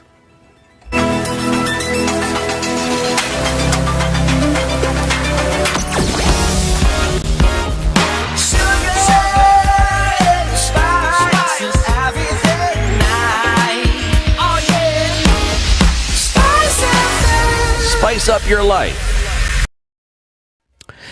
Thika Superhighway coming towards town. Well, at the around the area of Outer Ring Junction, coming in towards town. That's the GSU area. It's busy, and then it clears up as you get to Utalii, and then also as you get into the Muthaiga interchange, it gets busy. Landis Road is going to be busy throughout this morning. Jogoo Road is also busy. Manyanja Road, as you get into Jogoo Road, it's also busy. Kangundo Road coming towards Outer Ring Junction, it's busy in Umoja 1. Haile Selassie Avenue is busy. Uhuru Highway is busy at the roundabout, now Stadium roundabout, and the Bunyala roundabout. So that means also Bunyala Road, Lusaka Road, and Langata Road into those roundabouts is busy. Mombasa Road heading towards town is okay. North Airport Road, you're coming from Embakasi, it's busy all the way from Eastern Bypass into Embakasi, into North Airport Road, into the interchange with Outer Ring Road, into City Cabanas. Quite busy, but it will be moving. And then you also get into Imara Daima on Mombasa Road. Imara Daima coming all the way into General Motors, and the Enterprise Road interchange is also busy. Langata Road has been behaving lately, and it's also behaving this morning because it's clear getting towards town. Even Raila Odinga Way is also clear.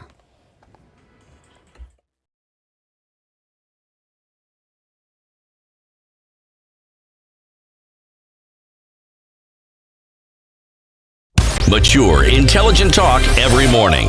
Spice up yourself.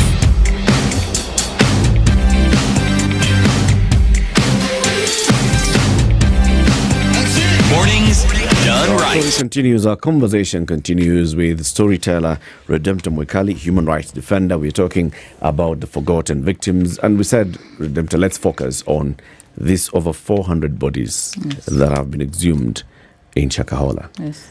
And not much has been pieced together about this. Yes. But you said you will down this hill. You will go and speak to the people who have gone to Shakahola and said, my person is missing and I suspect that they are here. Given us an example of this 70-year-old woman. Give us another example of a family that is missing or somebody that is looking for their loved one. And what's the story? Let's not forget then the person who is missing. Okay. So because of talking to one person, they end up knowing that there's someone called Redemptor who seems to care about our stories. So you get to know another one, then the other one. And so I discovered there are two kinds of families here. There's one that is vocal. There's the one that is living with the stigma. And so I want to compare even those two families. So there's this one family man who is considered the whistleblower. And his story is out there and he's giving interviews. He will not stop talking about it to any media that shows up in Kilifi that wants to know the story. So he becomes the poster of this massacre. And he's in every media until he's told, hey, tone down. And his case told by who? The authorities. Okay. Tone down. And so he's unrelenting.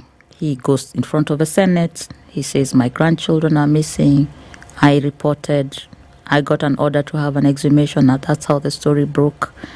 And he keeps going until out of the 34 bodies that were matched, 5 belong to his family members.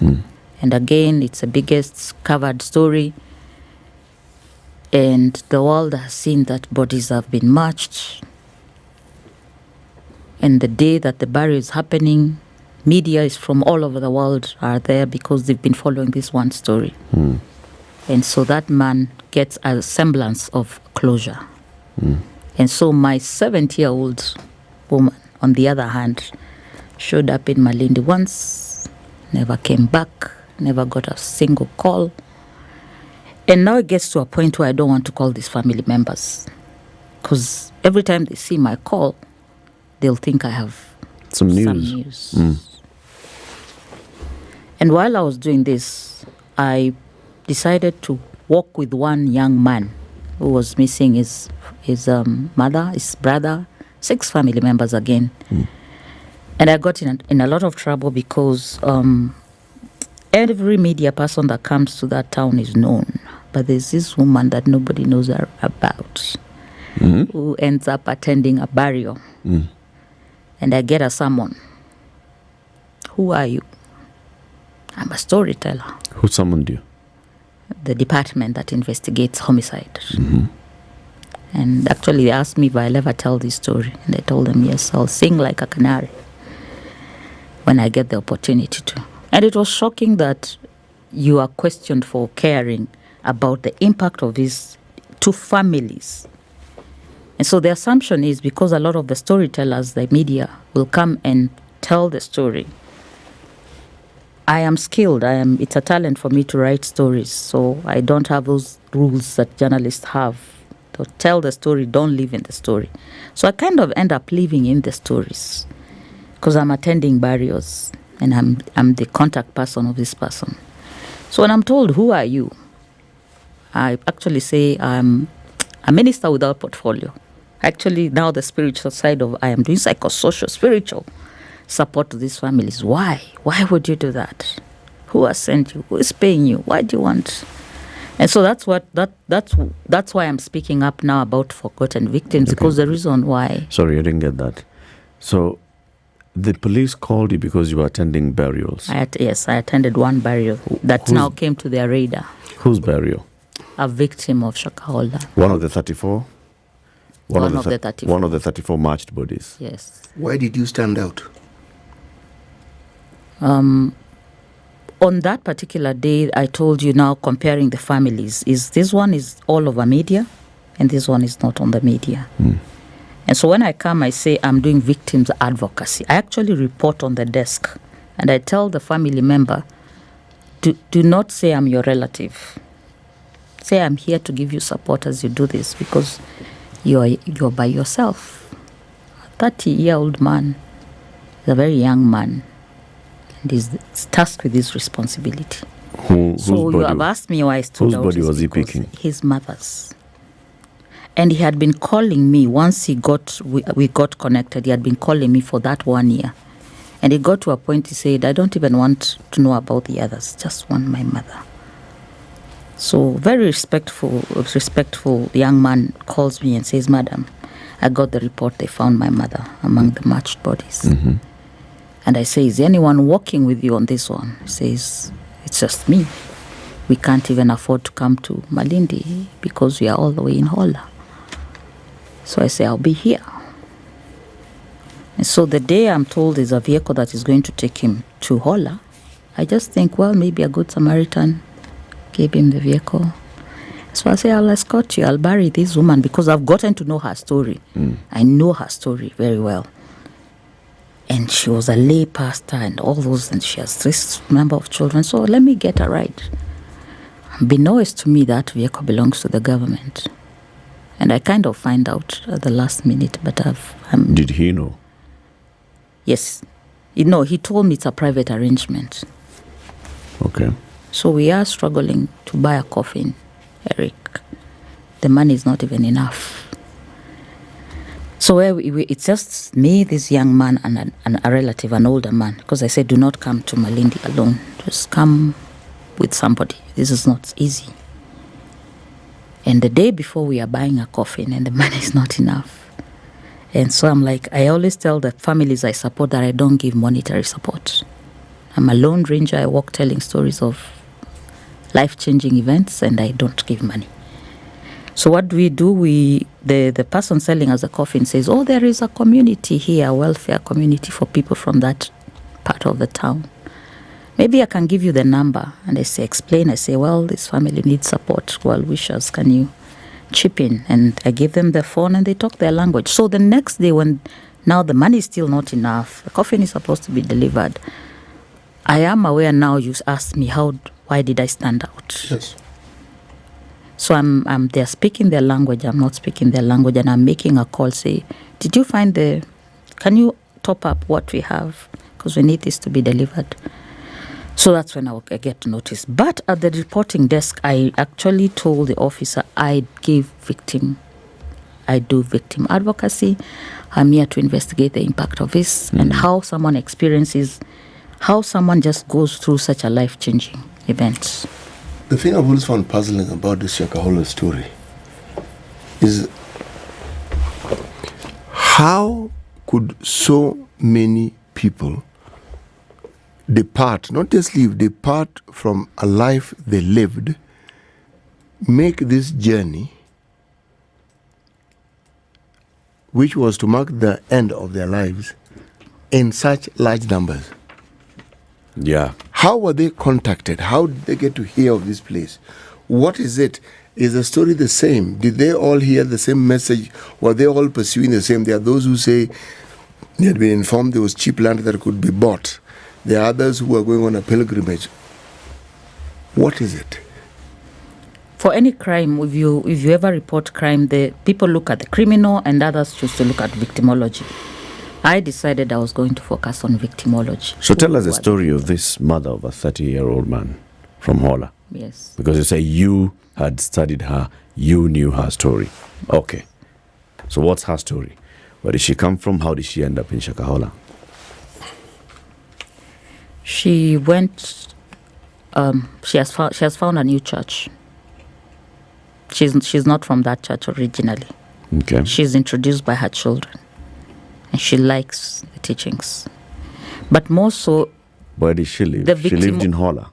Yes, the victimology, the focus of the victimology is also 2020, COVID, conspiracy theories, distrust for government, huduma number.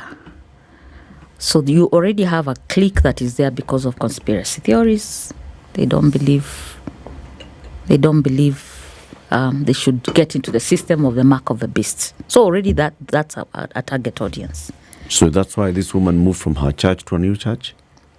There was something that message attracted them. So there was a doomsday message. Yes. And this church was in Hola? But at a very, no. There were branches, yes, all over the country. So I want you to tell us the story of this woman. I mean, yes. You don't want all the other stories. No, this woman's story exemplifies. Because it tells the story of the victimology. Yes, the victimology. Exactly. Redemptor, what we are trying to do is go by what you're saying. Let's not forget the victims. Let's not just call victims numbers. Yes. Or say woman. Yes. Right? Yes. So let's tell this. Who is this woman? Yes. Whose story you say you studied so well? Yes. She lived in Hola. Yes. She belonged to a certain church. Yes. She was a lay minister in her original church. Yes. So how does she move from that church to this other ministry? What happens? How does that message get to her? There's a contact. There's a church plant in our community of that church in Malindi. Mm-hmm. And so that's how she ends up now joining and told, come, Kanisa Jangwani message is preached. And so they go, and it's all nice at the beginning. It's all nice at the beginning. And Eric, you have to understand, like I've said, because of prejudice, I wanted to explain more of why they are forgotten than this particular story because of subjudice. Some of these people are either maybe could be witnesses, although in this particular case, I don't think anyone. There's no case against this woman. Yes, so she goes there because her children have convinced her son has convinced her that this is the way to go. Mm-hmm. We will be farming. We will have a good life. And then once you're there, the doomsday now comes in while you're inside there. So in a nutshell, I have shared a document with you that is 1 page from the Senate report and 35 pages from the Kenya National Commission on Human Rights. Those two reports then explain that these people are all there for different reasons. Some were there willingly, some were there to buy land, some believed in that doomsday, some were ensnared. So ni mtego that got waliokuwemo na wasiokuwemo. You said that this lady was a lay preacher. Yes. Now, you also said that the tentacles of this particular organization was all over. Yes. So, from the story you summed up, how did she get to hear of this place and this person? Her son is already inside. And the same son yes, that you were helping bury the mother? No, another son. This young man is looking for 6 family members.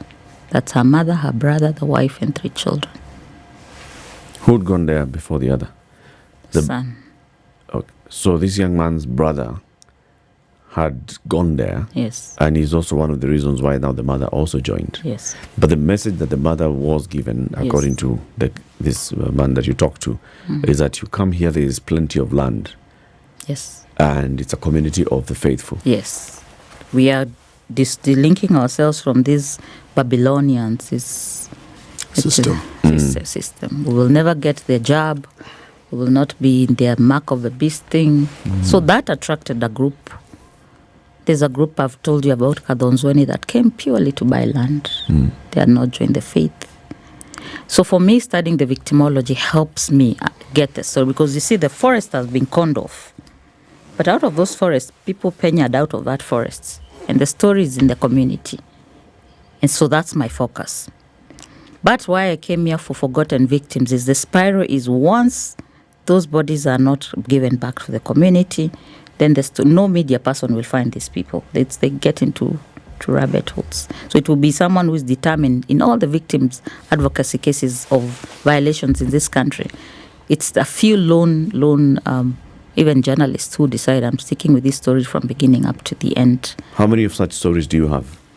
The one I'm comfortable to talk about is 2017, Stephanie Mora, because that one I documented from the day the other party, ODM, went to the site, said we will make sure you get compensation, to now just listening to what's going on. There's an inquiry, IPO has taken over, and then you end up going to court 40 times to just know if that child was shot by a police or not. And after 40 visits, it's declared, yes, the police shot this girl, but because of the blue code of silence, the police officers are not willing to out each other. So it's a police, yes, we confirm that bullet came from the police. And then now you have to go and sue the state. And so from 2017 to now, then you get to see why victims get forgotten. It's lost. I'm not saying, Redemptor, I'm sorry, you're not telling the story. You want to tell the story, but you're not telling the story. Right? And even people are wondering, so what's the story? The story is victims. You don't want us to forget the victims. Yes. So tell their story. So the story if you have documented the story. Yes. So this story is that you work with the family and say, I'll make sure your child is not forgotten. So let's go through the steps of making sure this story stays alive. So what happens is, once the media comes, a big story, I was telling you the spiral of how these victims get forgotten.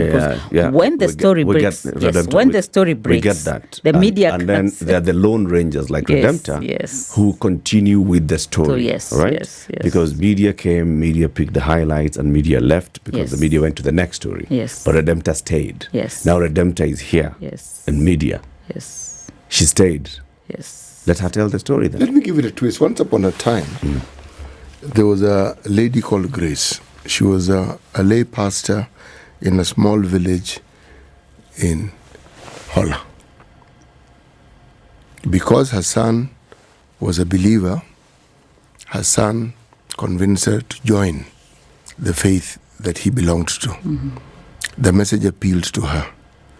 This is a message that appealed to very many people across the country, and this was because this particular church had branches or tentacles right across. Before she joined this church, she was this sort of person. She had this number of children. She had this number of relatives. And the aspiration of even this son, according to the stories you've been told by the other brother, was this. A picture is painted of the family before the matriarch moves over. Then she disappears, and the son wants to find out. It's family members. Now, the story of this lady leaving Hola is represented by the many bodies of people who have been identified and who haven't been identified. Yes. Now, the horror behind the story, just the sheer numbers. Yes. But worse still, the apathy that now we feel and we have, or is it resignation? Or is it that it's too much to understand or too much to bear? So here we are. Yes.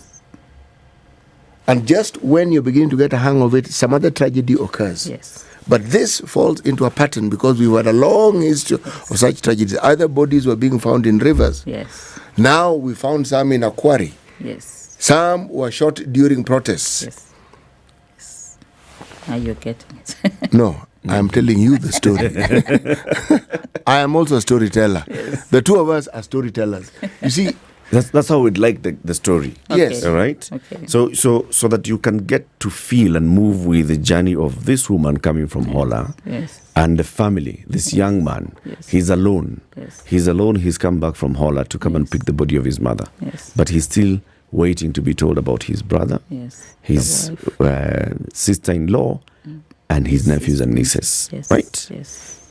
And so we walk through all these 6 people, through the eyes, the ears, the feelings, the emotions of this 30-year-old young man. Yes. Right? Yes. So we don't forget that it's not just, he has not just lost somebody, he has lost a mother, he has lost a brother.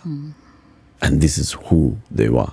You don't have to give us the names, but this is who they are. Yes, true. So we get to know that it's, when you hear 400 bodies have been exhumed and we are moving into phase 4, phase 5 of exhumation process, and then Johansen Odor flies into Kilifi, he conducts postmortems, he does a report, he comes back, he goes to the next area. The person who's left to tell that story is Redemptor. Yes. And the reason why we invited you here is so that you can then amplify that story. Yes. That it's not, 400 is not a number. There are people. 400. They are individuals, one by one, with family members, with the story, with the history, with hopes, with aspirations. They make up this number of 400. 250 families, that's a big village. Yes, it impacts society in a big way because Kenyan families, 200 people could be 10,000 people who are connected to this story. Even more. Yes. Even more. If you look at our numbers in terms of our population, our numbers in terms of how we are interconnected through relatives, the number could be much, much, much larger. Yes. But forgotten, really, is it that we forget? Or is it that we'd rather not remember? It's not, the two are not the same thing. Yes, we'd rather not. We'd rather sweep it under the carpets and say we did what we could. We gave the results. We have we have documentaries coming out of this saying breaking down, say 4 out of 4, 53.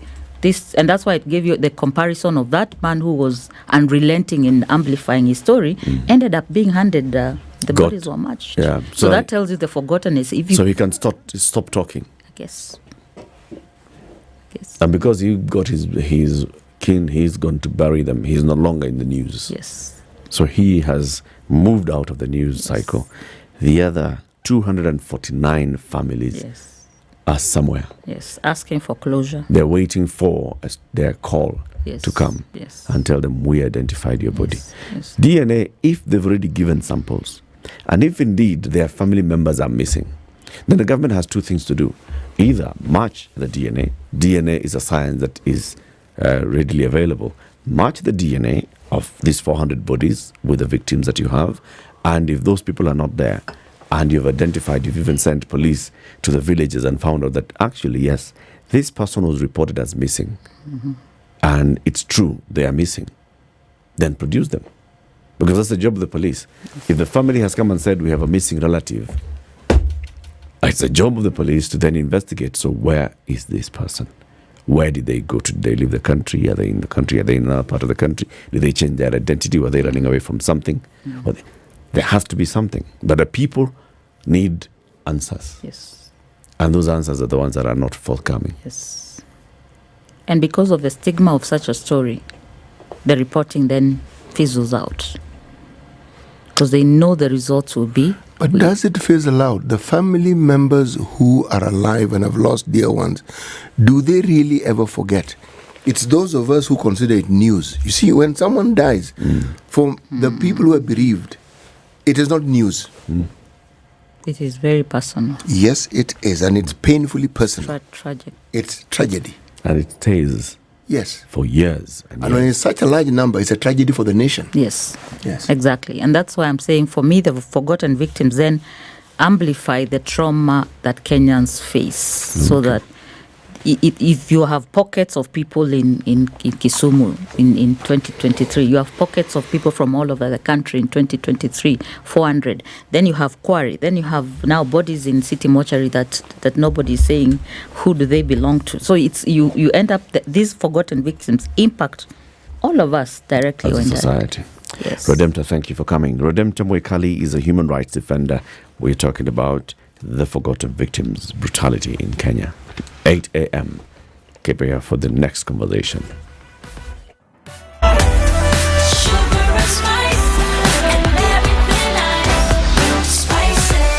Spice up your life.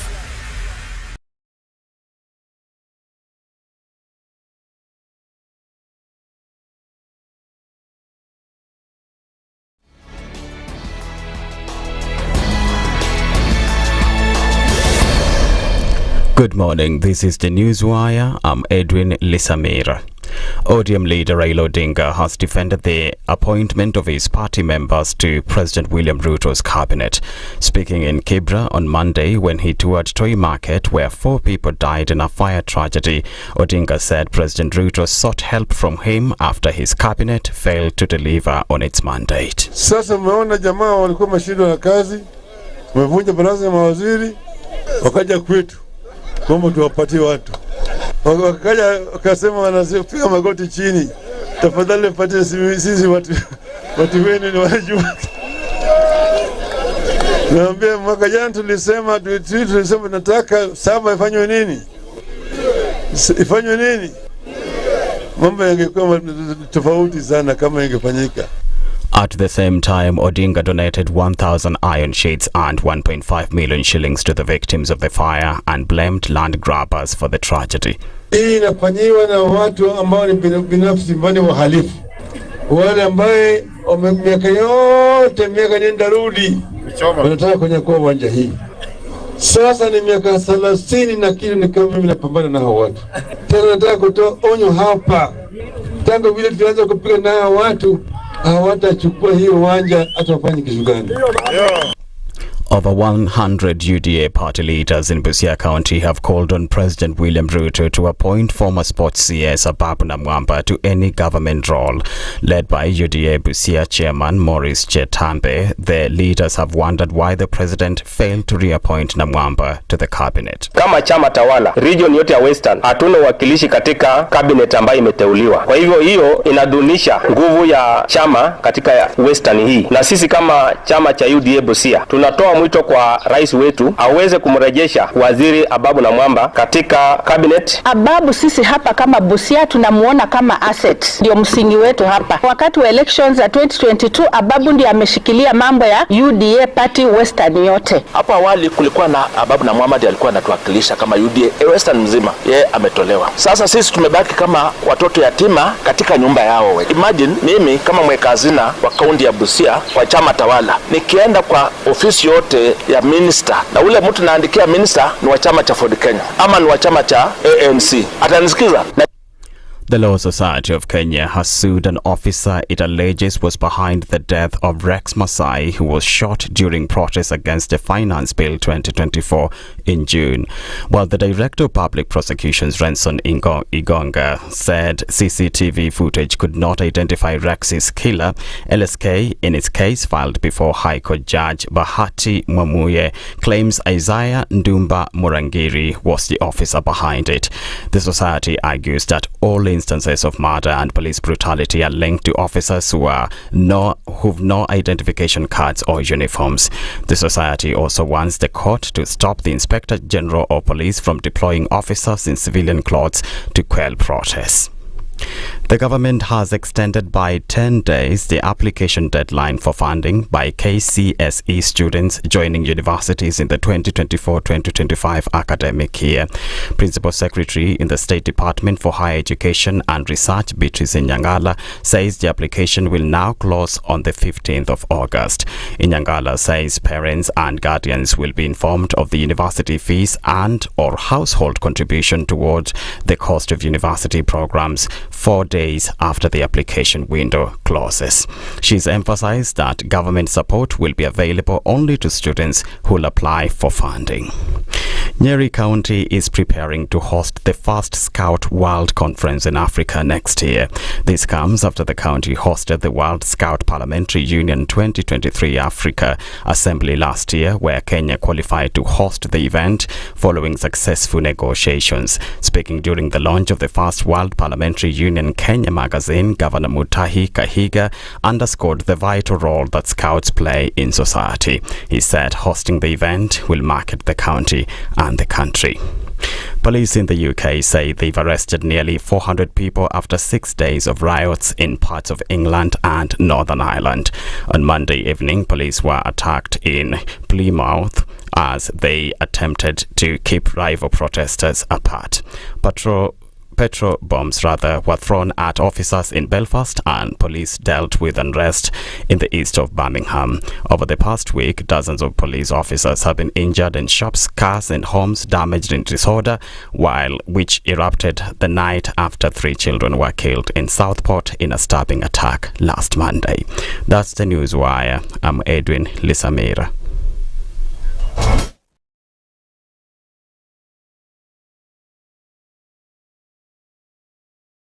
3, 2. Everybody, welcome to Kenya's biggest conversation. Nairobi Latifa, Muga, Madam Du, nimesalamia wote sana. Tumepokea salamu, asante sana. Hapa Garissa today the weather is very good, only that baridi inatupeleka mbio sana. Sasa baridi ni degree ngapi hapa? Hata sijui, lakini madam tunakauka sana. If you want to follow the money trail, you've got to think like a thief to be able to catch that thief. A slap from a friend is better than a kiss from an enemy. You remember the kiss of Judas Iscariot? Iscariot. Yes. Is the one that imetuweka kwa hii mashida yote na mataabu kwa sababu of that kiss. Yet the slap of Jesus Christ, when he slapped those guys and walikuwa wanauza mboga ndani ya kanisa, took them to heaven. The Situation Room, Kenya's biggest conversation. 102.5 Spice FM, Kisumu.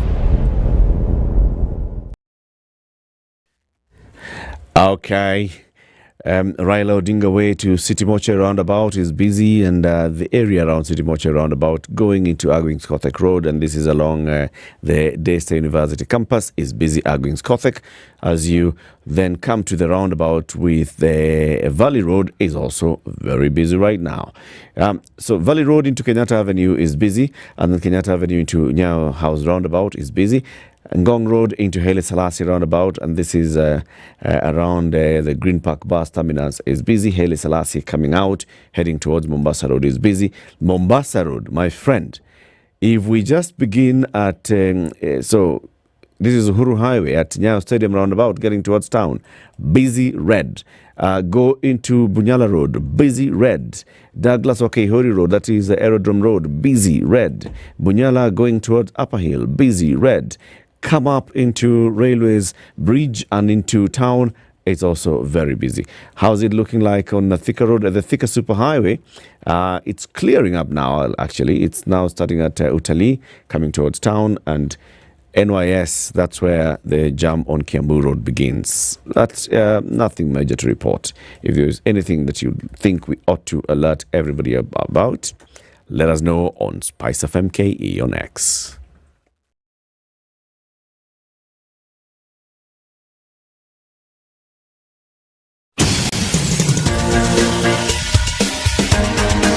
This is The Situation Room, the home of hard-hitting political commentary and penetrating insights about the state of the nation. This is a talk radio experience like no other. The Situation Room, a place for hard truths, debates, and elevated conversations. The Situation Room, witty, political, engaging, deep, controversial. In the room, we have C.T. Muga, researcher, academic, seasoned political observer, a fountain of wisdom in these politically uncertain times. Ndu Okoh, Nigerian by birth, Kenyan by choice, communications expert, Pan-Africanist, a truth seeker and believer in people power, and Eric Latiff, agent provocateur, the man in the chair, seasoned journalist, news hound, a man who believes in punching up, not down. This is the We're on to the situation. third hour of the show. We're here until 10 a.m. every weekday morning, 6 a.m. to 10 a.m. This is Kenya's biggest conversation, setting the agenda, the Situation Room on SpiceFM, on KTN News, KTN Home, YouTube, Facebook, X, TikTok, Radio Garden, and very many other streaming platforms. Find us wherever you can find us, and we appreciate it. Our next conversation is going to be about political parties, political coalitions, how they are formed, at what point then they make sense to the individual parties that come into a coalition, and when do they stop making sense, if ever they do stop making sense. We've invited the Honorable Peter Munya. He's the party leader of the Party of National Unity, PNU. He's here. Good morning, Mheshimiwa. Good morning. How are you? Very, very well. Good to see you again. Good to see you this morning. Karibu sana to the hot seat of the Situation Room. Thank you very much. I'm happy to be here. You're looking well. You're looking healthy. Yeah. Well, I've had a break from hectic life of politics. Yeah. Though I'm not retired yet. But I am not taken a break in a hectic office. Yes. So I'm being able to take a bit of a rest. So it's basically like saying a vehicle that has gone on a long journey to, which of those two deserts do you want to take us to in Kenya? To Chalbi. There's Chalbi Desert. So imagine you've driven all the way to Chalbi Desert, rugged terrain, come back, now you come back, you're relaxing. But when you come back, what you need to do is you go for service, right? Yeah. Take your vehicle for service. Now that you've come back from this rugged terrain of the politics, we'd like you to go for a comprehensive medical cover. No, not cover, checkup. Checkup. Comprehensive medical checkup at Aga Khan University Hospital. Any clinic near you for Aga Khan, they can do this full body, it's like 40-point check. Good to have that information. Wanaangalia kama macho inaona vizuri, kama mshipa inapiga damu, kama masikio inasikia, kama meno ni yako, kama kucha zinaweza gwara, everything.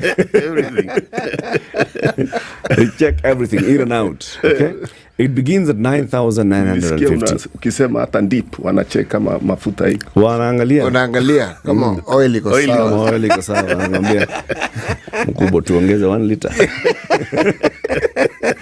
Ama uko karibu kwenda service. Yes. So the Aga Khan University Hospital clinics, wherever they are, the one nearest to your neighborhood, just go there as little as 9,950.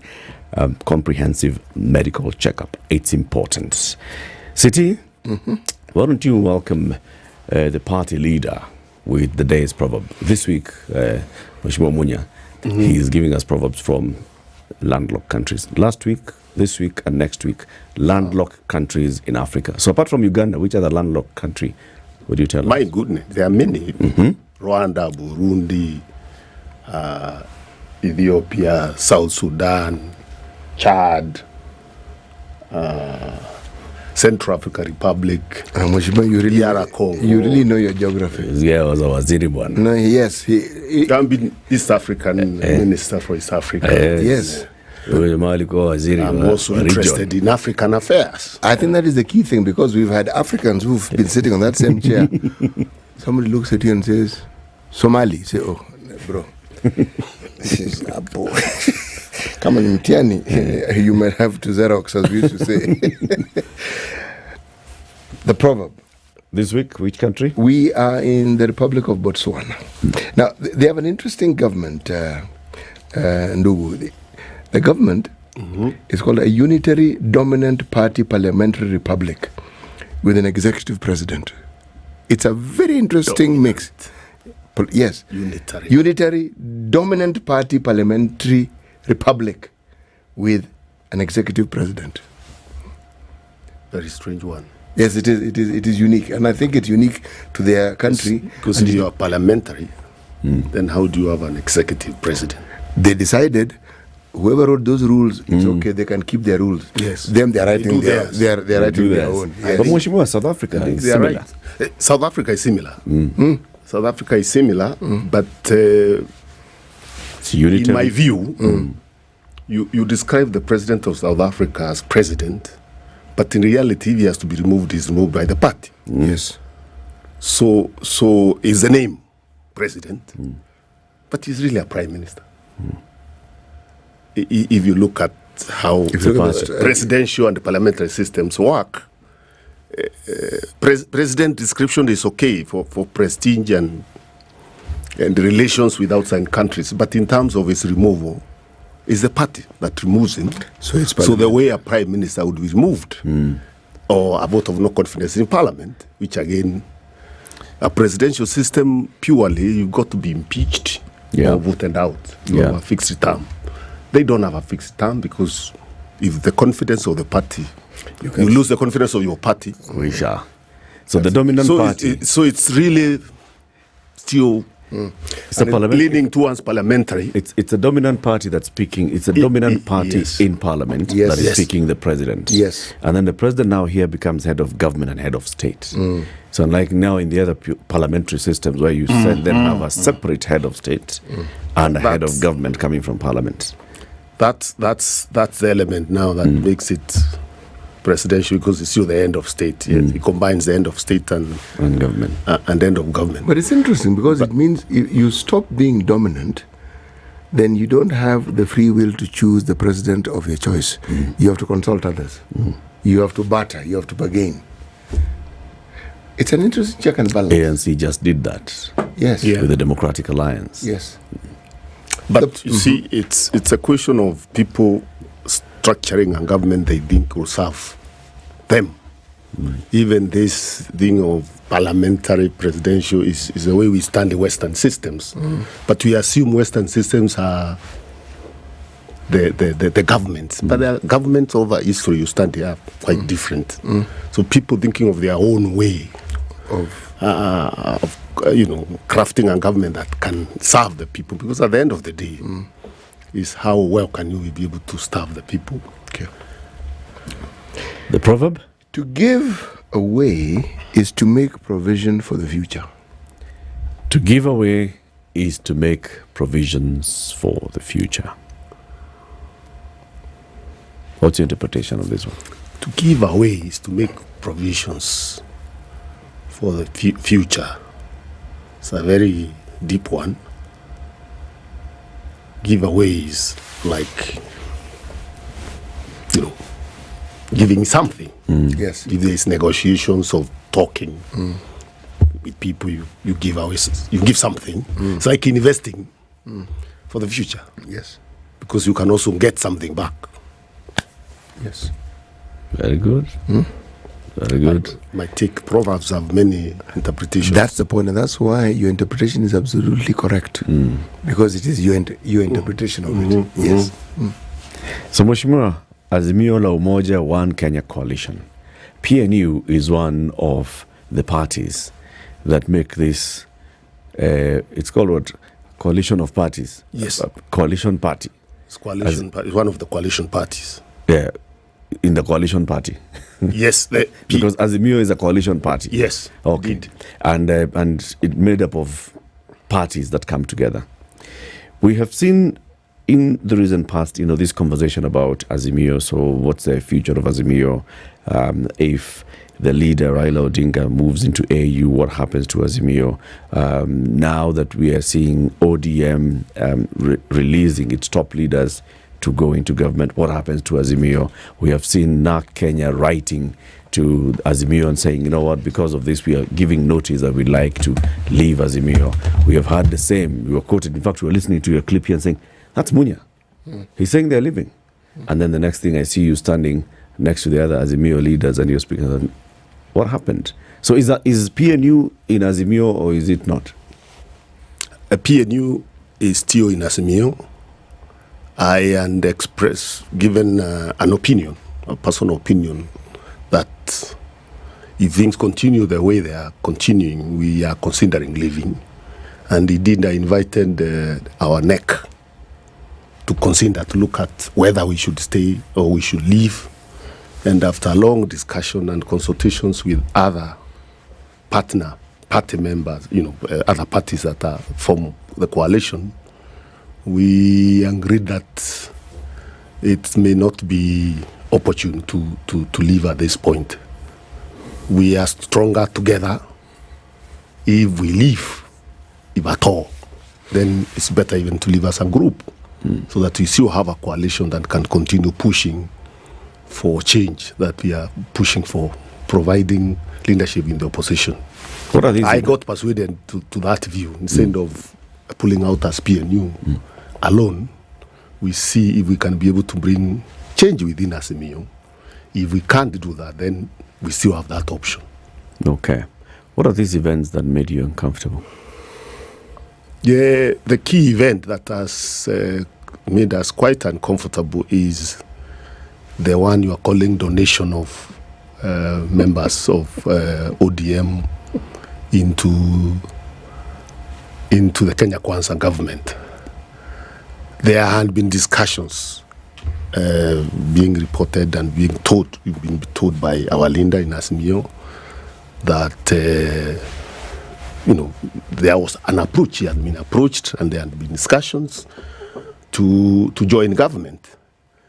And we had discussed and agreed that it was not right to join government because the issues that we have been pushing, doing demonstrations, Gen Z demonstrations, and even demonstrations led by our leader himself, had not been resolved. And we thought we are better off continuing to play opposition politics. And we reached a point where there was an agreement that if at any point it became necessary for the opposition to join government, then it has to be a government that is established by law, like the one enjoined at some point with Kibaki, where there was an accord that clearly spelled out what that government was going to do, and that guaranteed the possibility of people joining, being able to have the latitude to do the things they would want to do.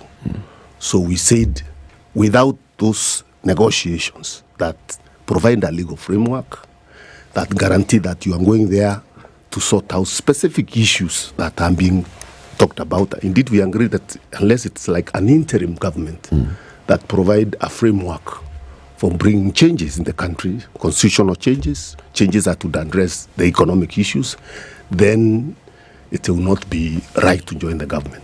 You would be better off giving this government that is under a lot of pressure a lifeline. So this is what the Azimio partners sat and you told your leader? Yes. Following the approach that had been made to you? Yes. And so was it consensus? Was there a consensus that, yes, let us not join government? Yes, indeed, there was a consensus. Was there clarification on what joining government would mean? Did you say that let us not join government as Azimio as a party, as a coalition party? Let us not join government as any constituent parties, but it's okay if individuals join government? It was never agreed that it's okay if individuals join government. Was there a conversation like that? It was agreed, as I've explained, and a PNG for ODM was actually convened, and it was followed by a PNG also of the coalition parties. And if you remember, there was some disruption of some kind when we were addressing a press conference. Yeah. That communication is what we were communicating, what we had agreed. So it was agreed, actually, that actually the 3 points that we were agreed on was, first of all, justice for people who have been killed and maimed and property destroyed, to set a climate for that kind of a discussion, and then a discussion that would create a framework that would create an interim government.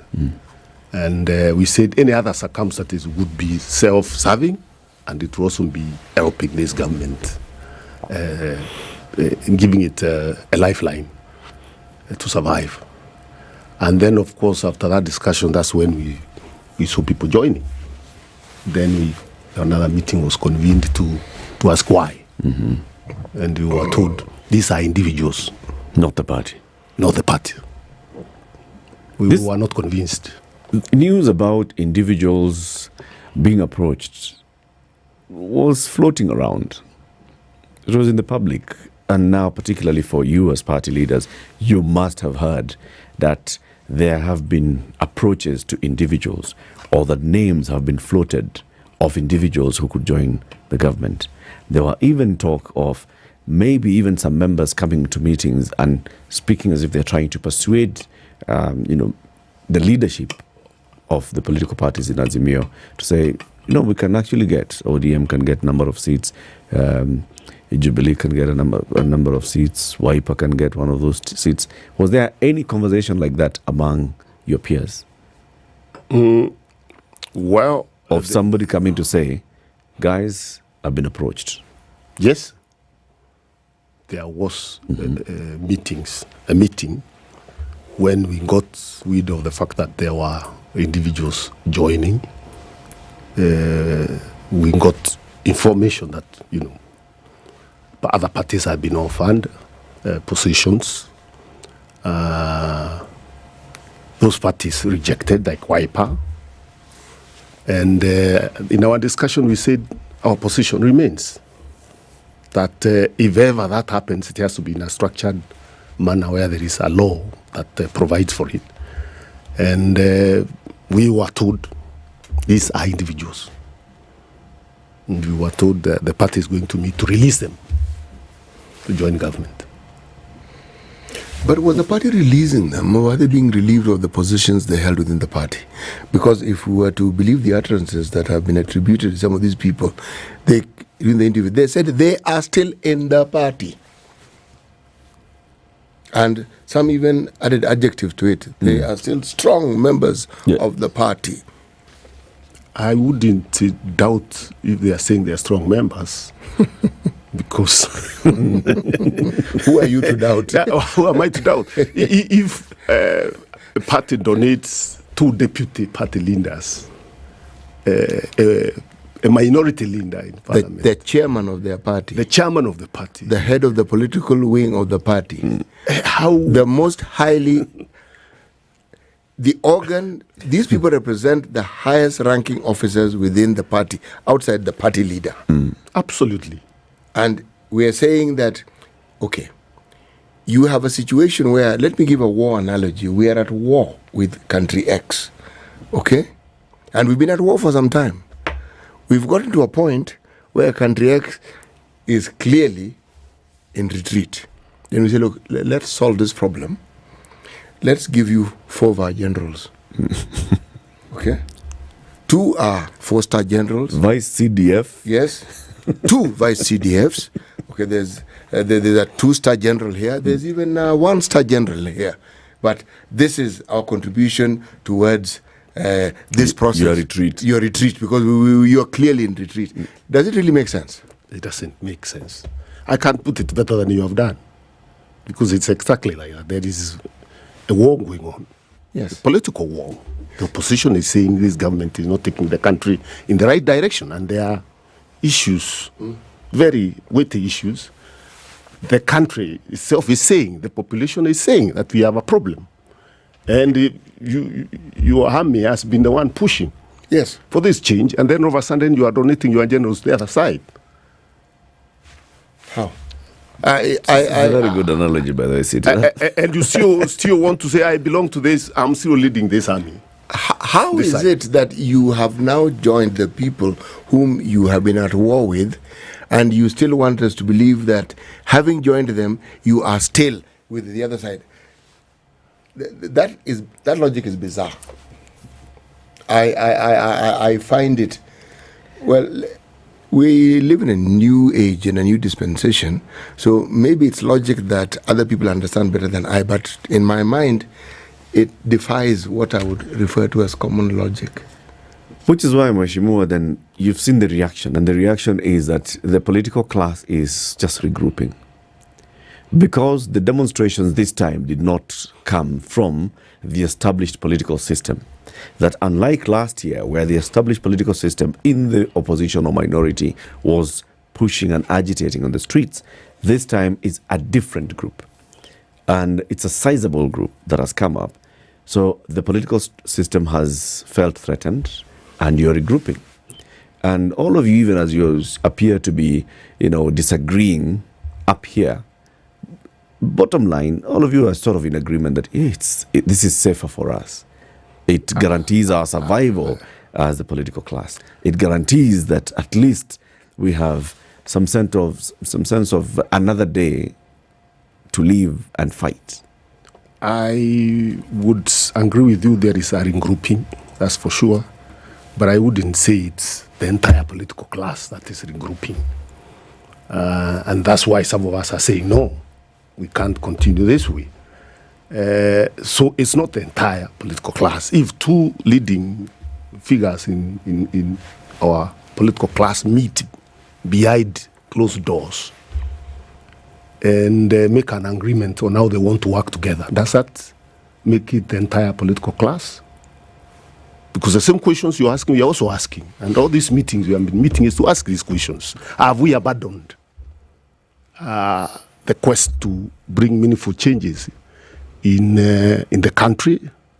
Have we abandoned, because the demonstrations that proceeded, there were other demonstrations led by our side of the political divide. Does it mean we have abandoned all that now?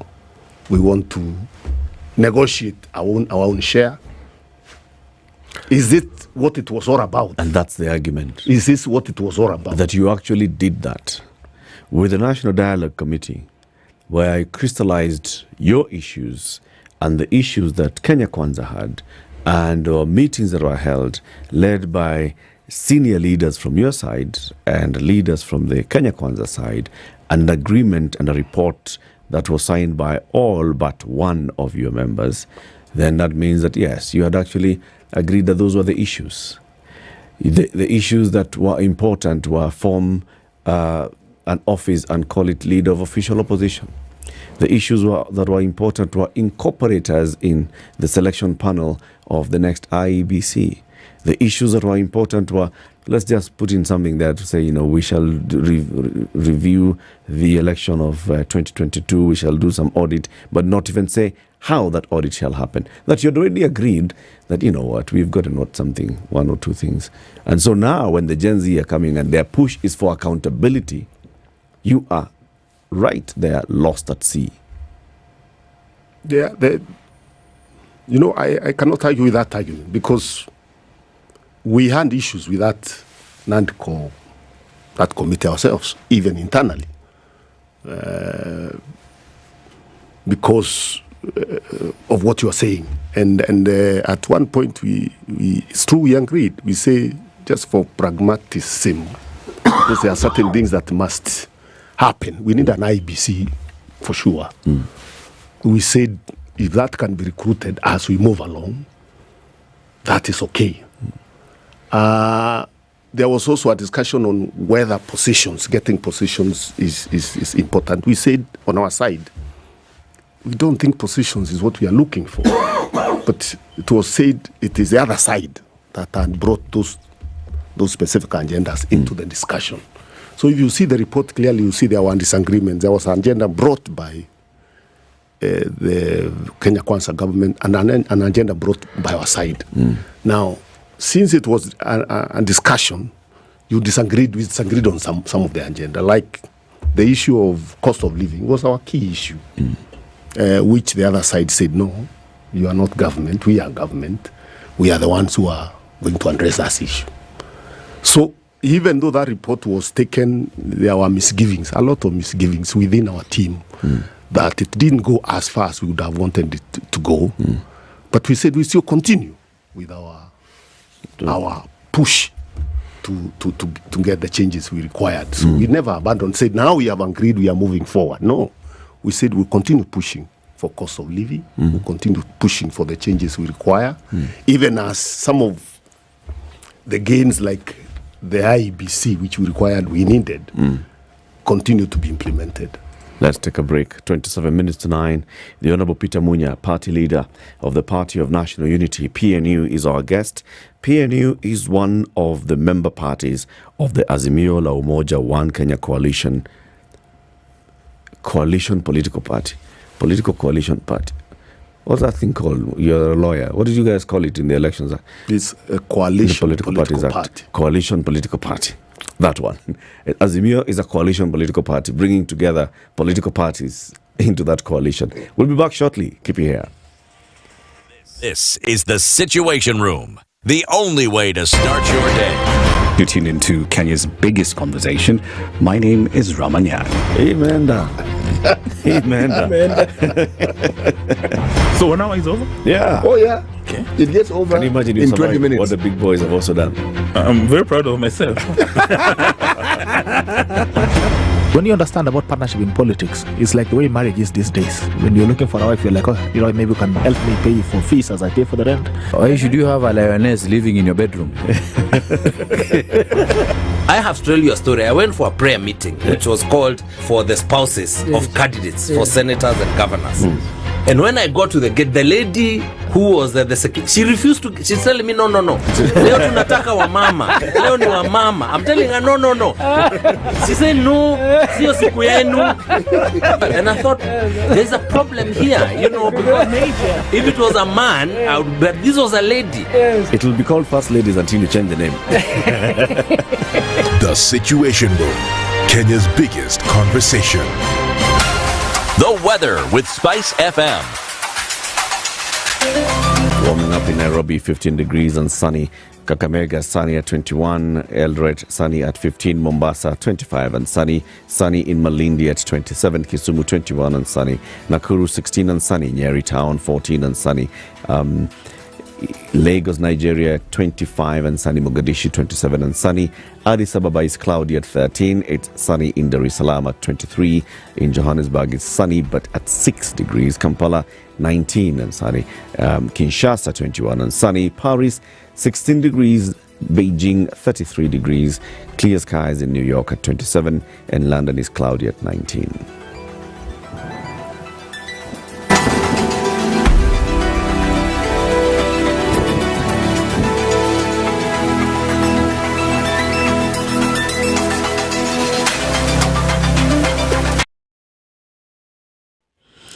Yeah, so Embakasi North Airport Road is busy as you get into the interchange with Outer Ring Road and then you go all the way to City Cabanas. It's quite busy. That means also Outer Ring Road is busy around the area of Tasia and Pipeline. So that's what's happening on that side of the road. In Mombasa Road, it's now starting to ease off. It was very, very busy along Imara Daima. Now it's only at the interchange at General Motors. And then it gets busy again in South Sea as you approach Nyayo Stadium roundabout. It gets busy as you get into Landis Road. On Jogoo Road into Landis Road is busy. Jogoo Road itself is busy at Makadara. How's it looking at on Thika Super Highway? Kiambu Road has cleared. Thika Super Highway, it's only busy now stretching up to Mathare Hospital. And then you get into Ngara, it gets busy all the way Moranga Road into the Globe Cinema roundabout. University Way is busy, Huru Highway into University Way. Wangari Maathai is busy at the junctions with Kipande Road and Ojiji Road. Westlands into town is busy. If there's anything major that we can talk about, tag us on X at SpiceFM KE. Spice and everything nice. All right. Spice up your life. Mature, intelligent talk every morning. Spice up yourself.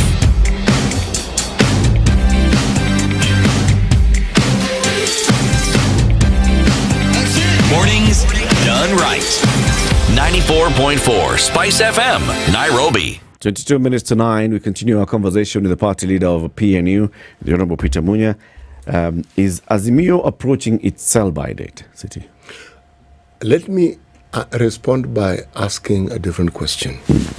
If you look at the gathering of the political leadership of this country, and when you consider that they refer to themselves as honorable members, are they really honorable? You see, the discussion we have here hinges on that virtue, something we call honor. Okay, but if we look at the gamesmanship and the brinkmanships that our political class exhibit, time and again, these coalitions, as we call them, they're not really coalitions in my mind. It's like a getting together for purposes of survival. Whether it was in the Kibaki era, whether it is Uhuru, there are those who claim that they see a threat. There's only one individual who has been in all these, Well, not really. He wasn't there during the Kadu days, but we see it. Now, in the absence of the members of our political class being honorable, and the honor that I speak of here is being front and center in pursuing what is in the interest of the people they represent. Because some of these things that we see don't necessarily represent a better life for the citizenry. It's just chess. People have moved around, so and so has left, so and so has come in. And the thing is, again, they're all politicians. So you're asking ODM and its sell-by date. Let's look at KANU. Who would have thought that KANU would disintegrate and become a pale shadow of what it once was? Everything has its sell-by date. Everything. Every political party. The only way political parties survive is they have structures which are stronger than individuals. Then it doesn't really matter. When an individual goes, there are always people, because there's a succession plan, there's a structure within which people rise up, people give way. But that, unfortunately, isn't our politics. That's not how we play our politics. Because the structure is a person in our politics. And that's why we have party leaders. So, Mheshimiwa here, our friend who visits us from time to time, though the time is really very well interspersed. Yes.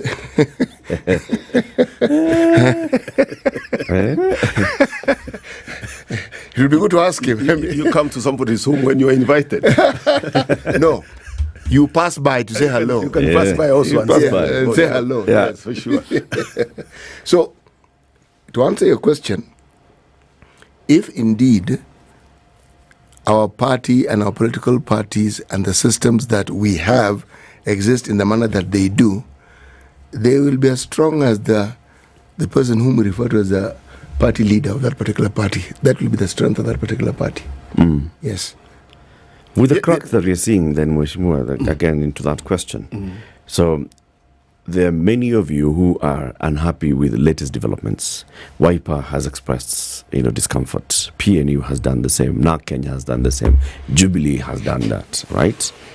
What does that tell us then about, Azimio? What does it need to hold together? Even the question you would ask is whether it is necessary to hold together. What is the mission? Because we seem to have lost the mission. We are an opposition coalition. We are supposed to be pushing a coalition agenda, an opposition agenda to keep making Kenya better, even as we pursue power in the next election. Now, if our key partners within the coalition seems to have decided otherwise, that I might as well join government, then what should keep that coalition together? For what? For the name? That's why we are saying there is a fundamental disagreement within Azimio that need to be settled, so that those who are still feel that they want to continue playing opposition politics can take their own path, and those who want to go and prop up this government that is very unpopular with the people can do so.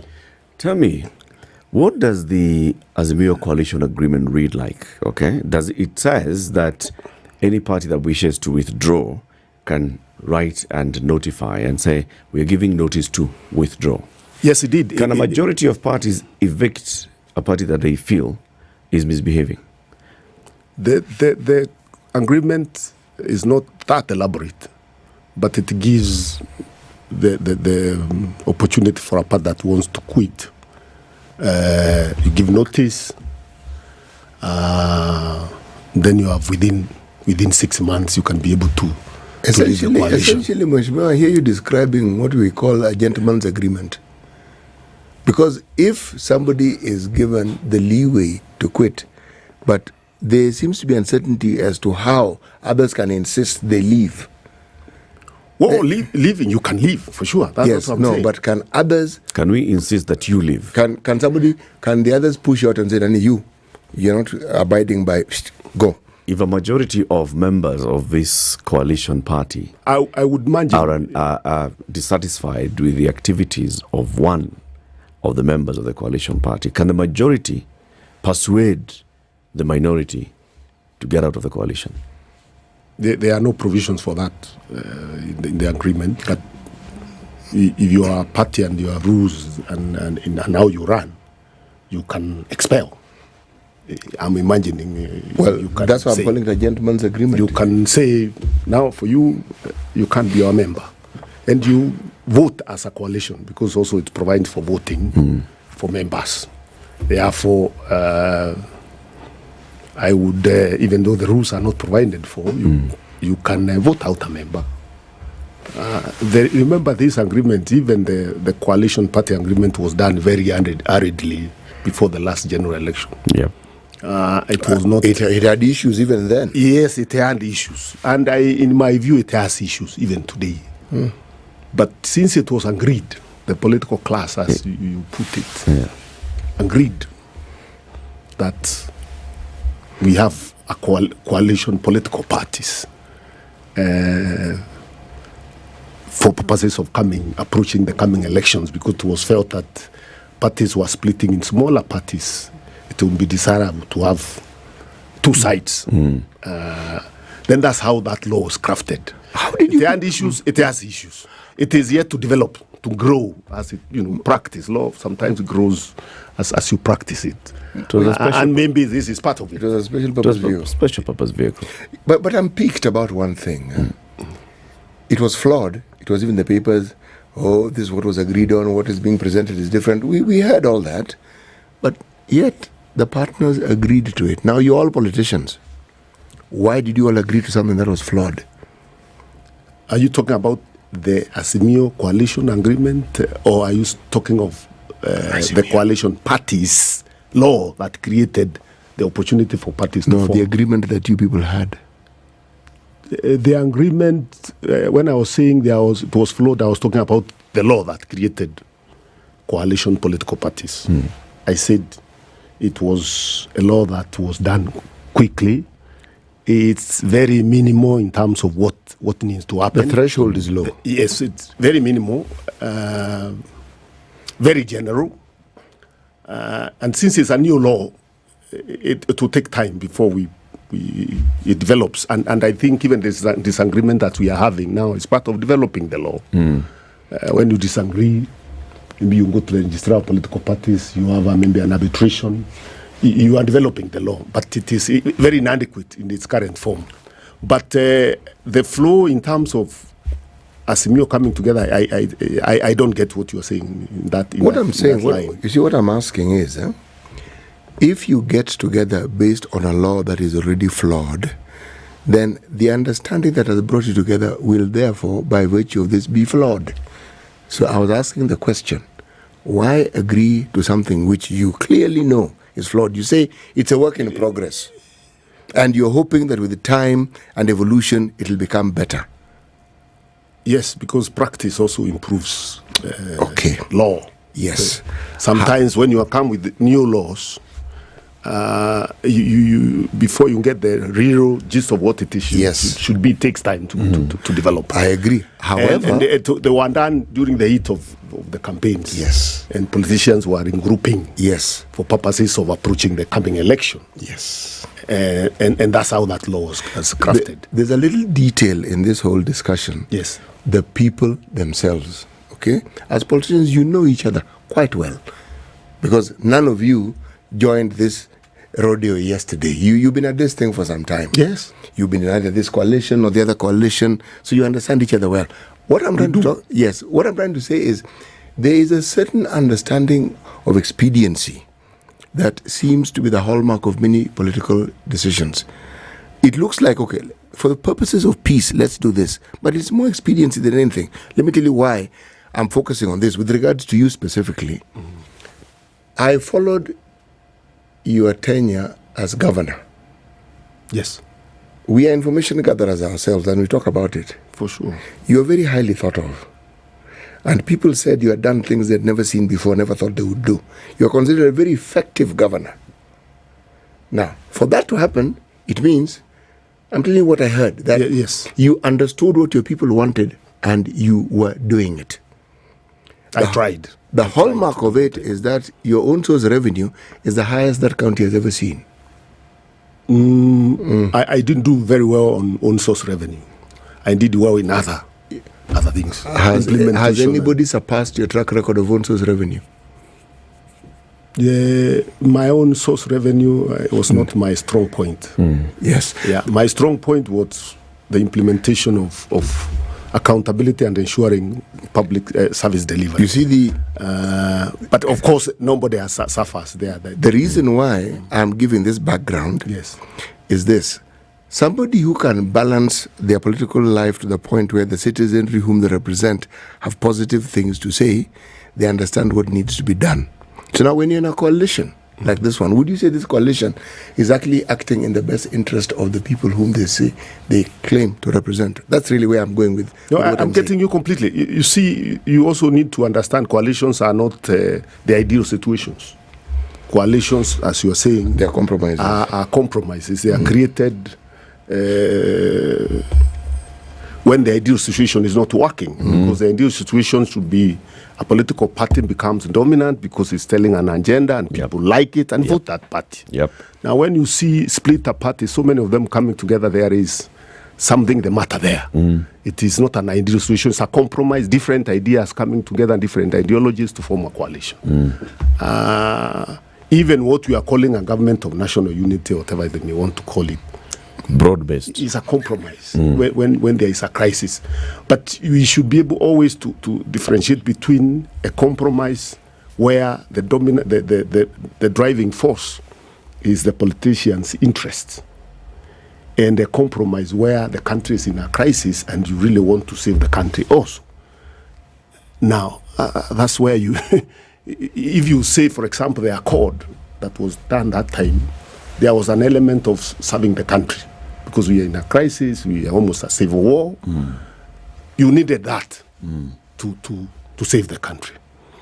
Now, where you are telling the government that is in place, these things are getting wrong, these are bad things, correct them, and the population is in the streets, there is no crisis that is threatening the country. Then you say, I want to save the country.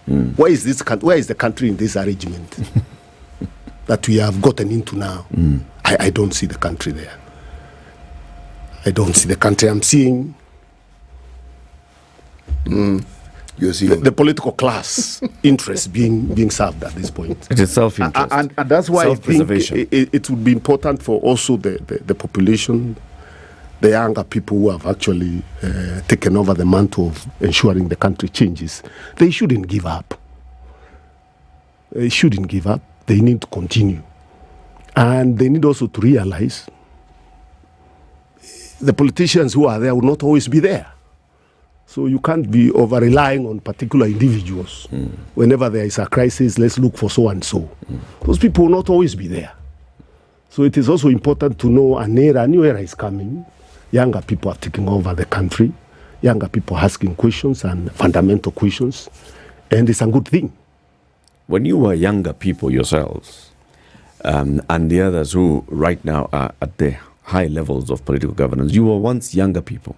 You were agitating, pushing for change as students, and you wanted to get into this thing called government so that you can go in and change the thing called government.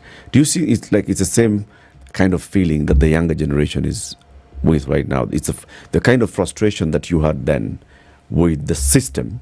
Is it the kind of frustration that they have now with the system?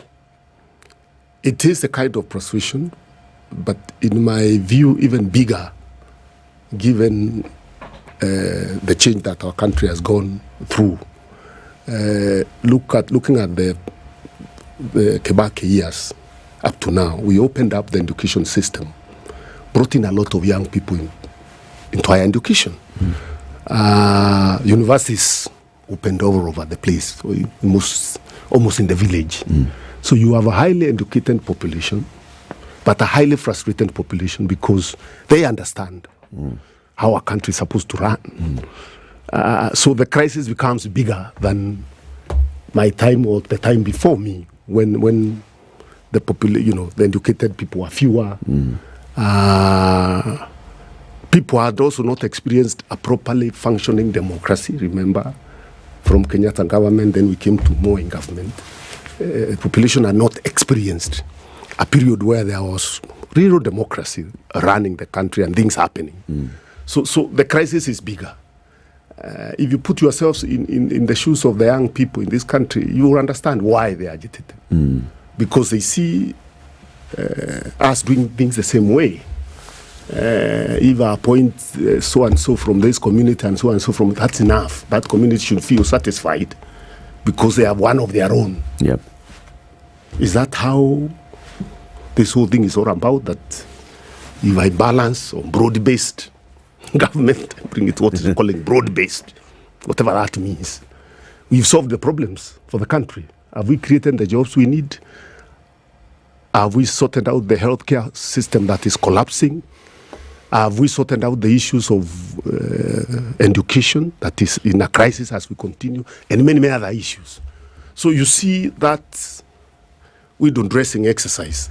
That's what makes the young people very annoyed, because they can see it. It's continuing to and they won't accept. That's the other thing we need to agree to see, and the people in government need to see. These young people are not going to accept this arrangement.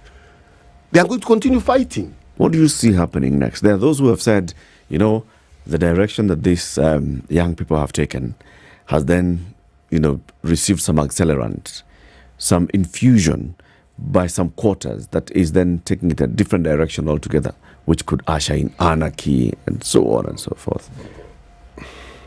Do you agree with those that say this thing can pick up some serious momentum, lose control? It is very difficult to very, very, very difficult to predict what is likely to happen. The only thing I can say is that the quest for change is not going to stop. It is going to grow by leaps and bounds. The decision by the political class to have a rapprochement is going to add oil in the fire. There could be a lull, I don't know. I am not involved in organizing what is happening. What we have been having is an organic movement that is fueled by the issues, the economic hardship that people are experiencing. This can be allowed before the storm. How the storm will play out, I can't tell. The Gen Z have actually given us an indication of what they want to do and how they want to do it. And no matter how I look at it, it's no wonder that people across the globe want to study this situation, because they are genuinely peaceful. And they insist they are peaceful. The government has also acknowledged that they are peaceful and were until they were infiltrated. So they are peaceful. But the thing that sometimes is lost in conversation is just the sheer numbers. In a time when I was young, we were fewer than those who are older. Yes. This is not the case now. Those who are younger are more. They are really more. 71% of our population. That's a huge number. And every year, 1 million enter into that bracket where they are now adults, they can vote. So it's and yet they are talking peace, they are talking non-violence, they're just talking change. And for the first time, I think, in the history of this country, the underbelly of what bedevils the country is actually coming out. And we are seeing that what we refer to as a political class determined to continue in the old ways. Now, that, in my mind, to answer the question, that is what will guarantee their demise. Yes. Because you're talking about change that is upon us, and it's a tidal wave, and you think you can withstand the tidal wave. You can't. Things you can't do. You can't. Look at Sri Lanka. They have been playing this game over the years. There is this group led by this family, and this other group led by this family. And it has been on like that. One can rig it better than the other. And then it reached somewhere, something gave in. The population said, no. We don't exist to serve these two people, two families or two lines. We exist as people. We require a government that functions for us. Once the population realizes that and joins hands nothing can remain the same. That's it. Yeah, so this whole arrangement, sorry to say so, but this whole arrangement that now let us come together, save the republic, save the country. The country is not collapsing. It is bad politics that people want to collapse. And those bad politics have to be collapsed. They won't be collapsed by the young population. That is, and we've been receiving the warnings of the young population a long time. It's not that it is started this conversation now. We've been talking about the youth badge that we've not been preparing for. We've not been running the economy in a way that it can be able to expand sufficiently to absorb these young people so that they have a future. They can think about a future for themselves. There's nothing, either you change or you perish. Or you perish. Peter Munya, thank you very much for joining us. So this is an invitation. Come again. Okay. Thank you. Peter Munya is the party leader of PNU. He's been our guest. Keep it here for more. It's 9 a.m.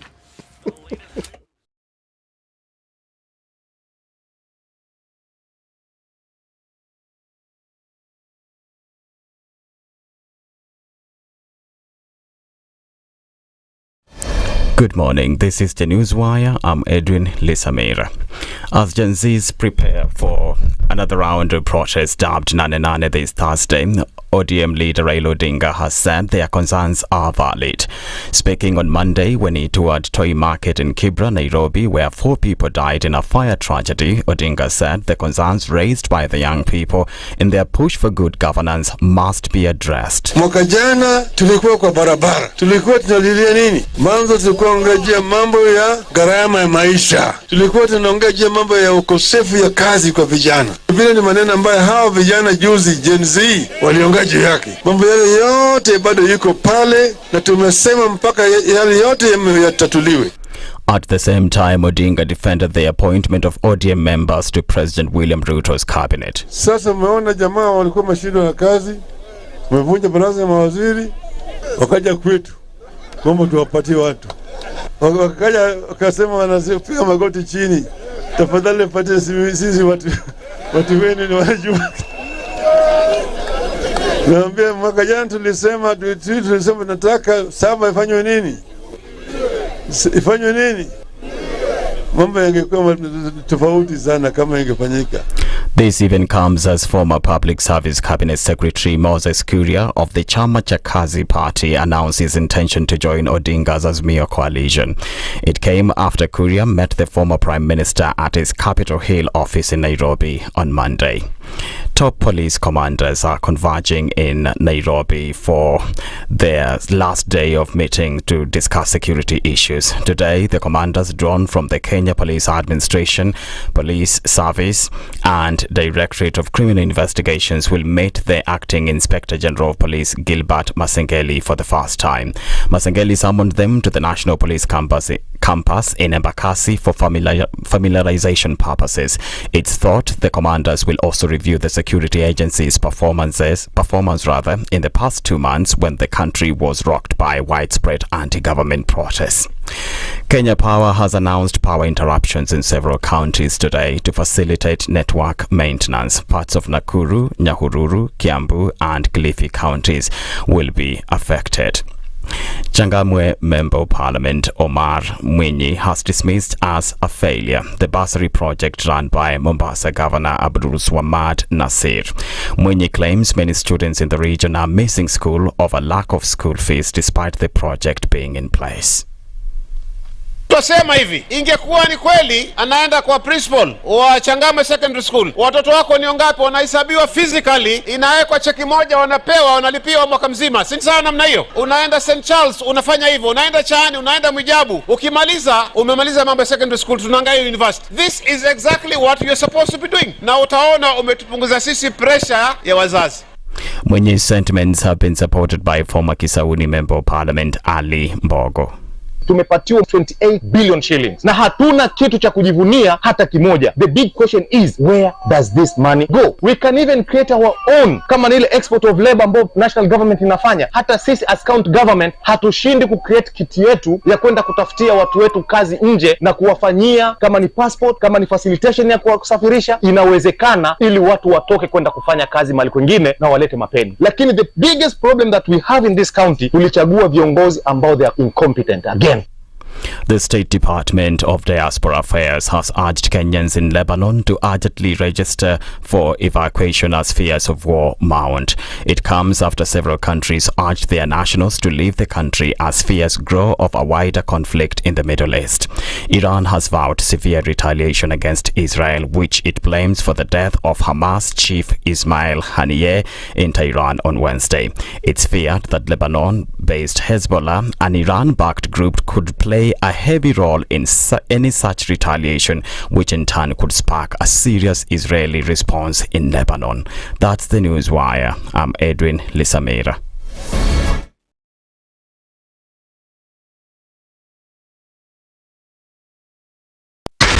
.4 Spice FM, Nairobi. One of the things that are ailing our country is negative ethnicity. You find you as a state of, instead of thinking as a Kenyan, you think like a tribal person. Let me tell you something. The biggest problem we have had in this country is a leadership deficit. There is nothing that you are going to do in the process of change if you are not a risk taker. So you really have to pursue your vision to a logical conclusion and even be ready to step on people's toes. When it comes to the economy, you can't run away with it. They say statistics are like bikinis. They reveal a lot, but they conceal the vitals. And so government people would throw statistics at you and tell you they're revealing a lot of information to you, but it's really concealing the real vitals. We need to get out of that, because when we want to grow our democracy, one basic thing that really requires to be understood by the political class, by all of us, is institutions are critical. This is the Situation Room, the only way to start your day.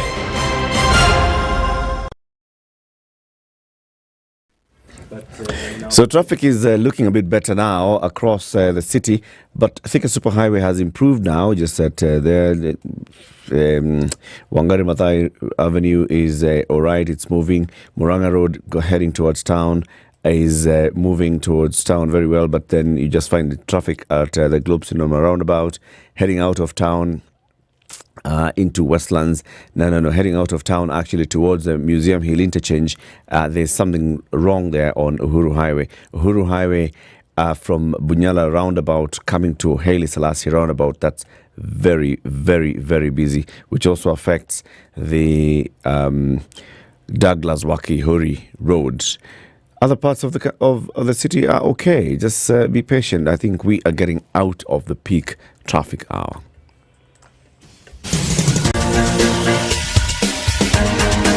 This is the Situation Room, the home of hard-hitting political commentary and penetrating insights about the state of the nation. This is a talk radio experience like no other. The Situation Room, a place for hard truths, debates, and elevated conversations. The Situation Room, witty, political, engaging, deep, controversial. In the room, we have C.T. Muga, researcher, academic, seasoned political observer, a fountain of wisdom in these politically uncertain times. Ndu Okoh, Nigerian by birth, Kenyan by choice, communications expert, Pan-Africanist, a truth seeker and believer in people power, and Eric Latiff, agent provocateur, the man in the chair, seasoned journalist, news hound, a man who believes in punching up, not down. This is the Situation Room, the only way to start your day. 8 after 9, now getting into the final hour of the Situation Room for today, this lovely Tuesday, the 6th day of August 2024. How are you doing? Karibu sana, and thank you very much for everybody who's tuned in wherever and across the globe. In the next hour, we want to talk about youth and innovation. Youth and innovation. Sounds like, it's a cliche. It's one of those things that vijana wapate nafasi za ajira, vijana watengeneze vitu, waingie kwa kompyuta, wafanye nini. Hey, Automate wheelbarrow. Wheelbarrow, even ndege. All these things, it sounds like. But then there's somebody who's actually tasked with making sure that these things happen, and they happen well. He's the CEO of the Kenya National Innovation Agency, KENIA, Kenya. He is Dr. Tony Omwansa. Good morning, Dr. Good morning. Thanks very much for having me here. You're right. That's what I'm tasked to do every day. Yeah. Now you move that thing from just rhetoric to practical reality. That's correct. Youth, innovation, and making sure that the youth who are innovating are making a living out of it. That's and they're correct. driving change for the country. We'll talk about that. But first, one of the innovative things that you need to do is think about your own body, all right? And that is making sure that at least you are healthy. You are trying as much as possible to be healthy. And you try as much as possible to be healthy by knowing the health status of your body. Unaenda, unaingia, unainuliwa juu, wanafanya check. Wanaangalia kama umepoteza alignment. Wanaangalia kama una leak oil. Wanaangalia kama tires zimeisha nini? Kama shock absorber. Kama shock absorber zimeisha. Sema sakamsoba. Sakamsoba. Wanaangalia kama sakamsoba hata iko sawa. Yes. Kama unamwaga oil. Hizo vitu zote they check. Ball joint. Kama ball joint iko sawa. Yes? Kabisa. All those things. Na brake pads zinafanya kama zina need replacement.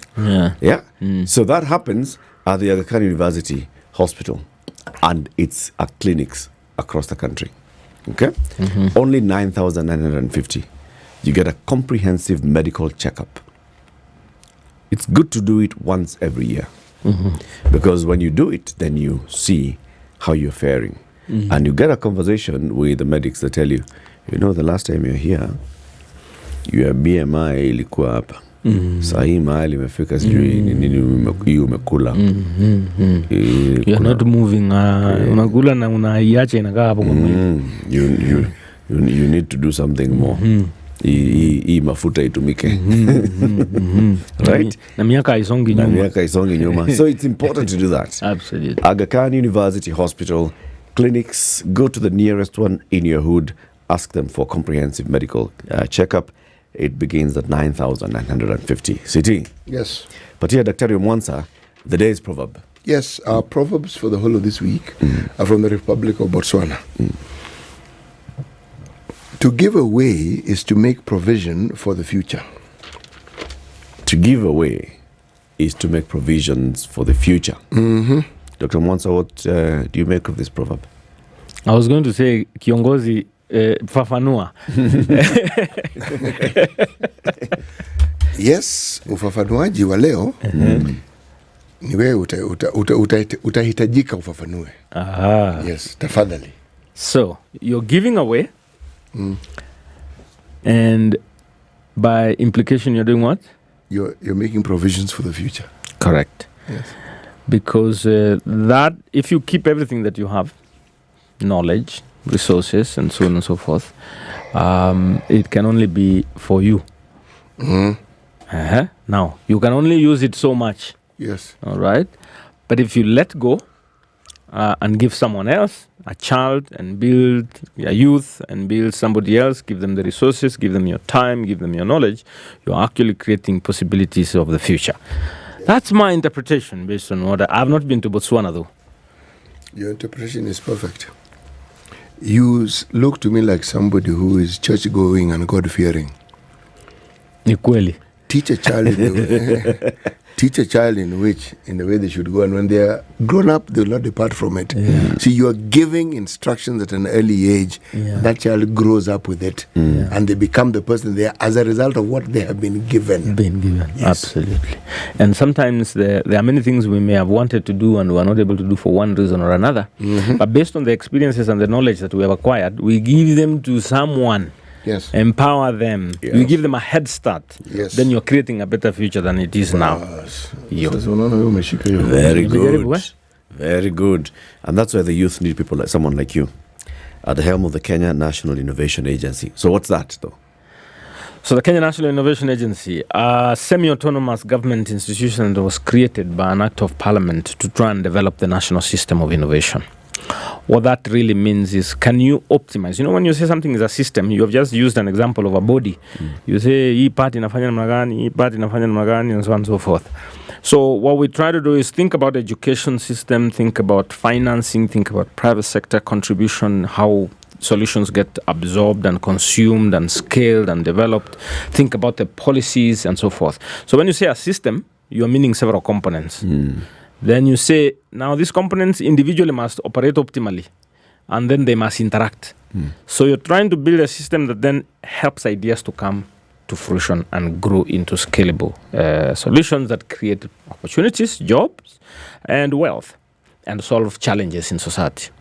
Now, you know, many a times we'll say ideas will come from young people. Others will tell you ideas will come from researchers. Others will tell you come from innovators, and will define who that is. That idea and how it gets nurtured up the value chain until it is properly funded and becomes scalable is what I have to try and think about every day. That's what the innovation agency is really trying to crack. So what do you do? What do I do? Now I have to think about all those things and do all those things. One is, how is the policy environment that enables and cushions everyone who is playing in that value chain? From a funder, if there is an investor who wants to get some return, an investor must find that innovator. The incubation facilities need to function with best practices. You know, it's possible to set up an incubation facility and then exploit people. That researchers are thinking about their research outputs and go beyond that level. So we work a lot with institutions of higher learning to say, you know what, you don't end at a publication. Think about something else beyond this great idea that you have. All right. We're lobbying a lot for funding to support ideas to move up the value chain. We try to engage a lot with private sector, try and invite them to participate and be more organized in the way we participate in identifying ideas and supporting them. We spend a lot of time pulling together partners of different categories. You know, government come together with private sector and academia and think about the policies and the strategies and the methodologies. I'll give you one classic example of work I have done for the last 7 months or so. Would you say your universities are entrepreneurial? No. Kenyan universities? Yeah? No. Classic example. No, they wouldn't. But would I say that the students who are in our universities have an entrepreneurial spirit? I would say they do. Absolutely, yes. Now, that student operates in an environment. That environment makes them better or same or worse. Now, we have a duty to strengthen the entrepreneurial potential of the university, which is now the environment where that student operates, in terms of how they are incentivized, how they are trained, the networks they build, the leadership and how it inspires them, the funding that they can access to develop their ideas further, and so on and so forth. So you can see, all problems are my problems. So in the last 7 months, what have you done about the universities? Good. So for the university, we did several things. One, we designed a maturity framework. You have to find a way to measure. When you say they are not, are they 0 or 1 or 2 or 10? And are they all the same level? All right? So first thing is measure.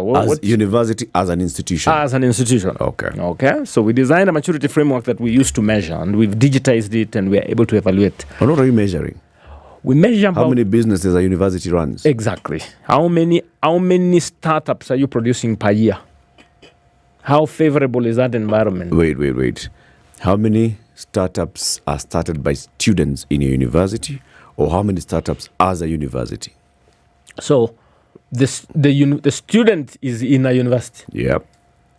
So the student is facilitating the graduation of that startup, the nurturing and development of that startup. So by and large, the student is the one building it anyway, but the university has to provide that environment, and encourage and support and build partnerships, leverage the brand, basically. Right. And so the university has to have a target of how many startups will you produce through your students and faculty and researchers per year.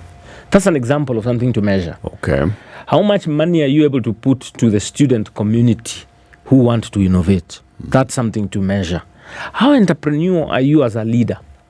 That's something to measure. And also show me the evidence that you have an entrepreneurial way of looking at things, your policy. How many incubation centers do you have? You know, there are universities that don't have a single incubation center. That's your idea. Apart from KU, who else has one? Exactly. I didn't want to mention. There are a number that have. Dead and Kimathi. University of Nairobi has some facility. Okay. Even Kabrak, as an example, Strathmore University. Yeah. So those are parameters you can look at, all right? Internationalization. You know, it's very easy to think that you are top of the world until you see what the rest of the world does in this regard. There are universities I have met out there that say we produce one startup per day. Per day. That's our target, 365 per year. Doctor, I want us to pause for a while and take a few steps back.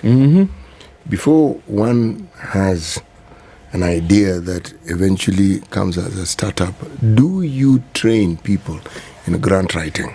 Do you train them to understand how it is you can get money, how you can convince someone to actually give you money to do this thing that you want to do? Yes. So, you have talked about grant. Yeah. You know, in the very early stages of innovations normally move from level 1 to 9. There is what we call technology readiness levels. Okay.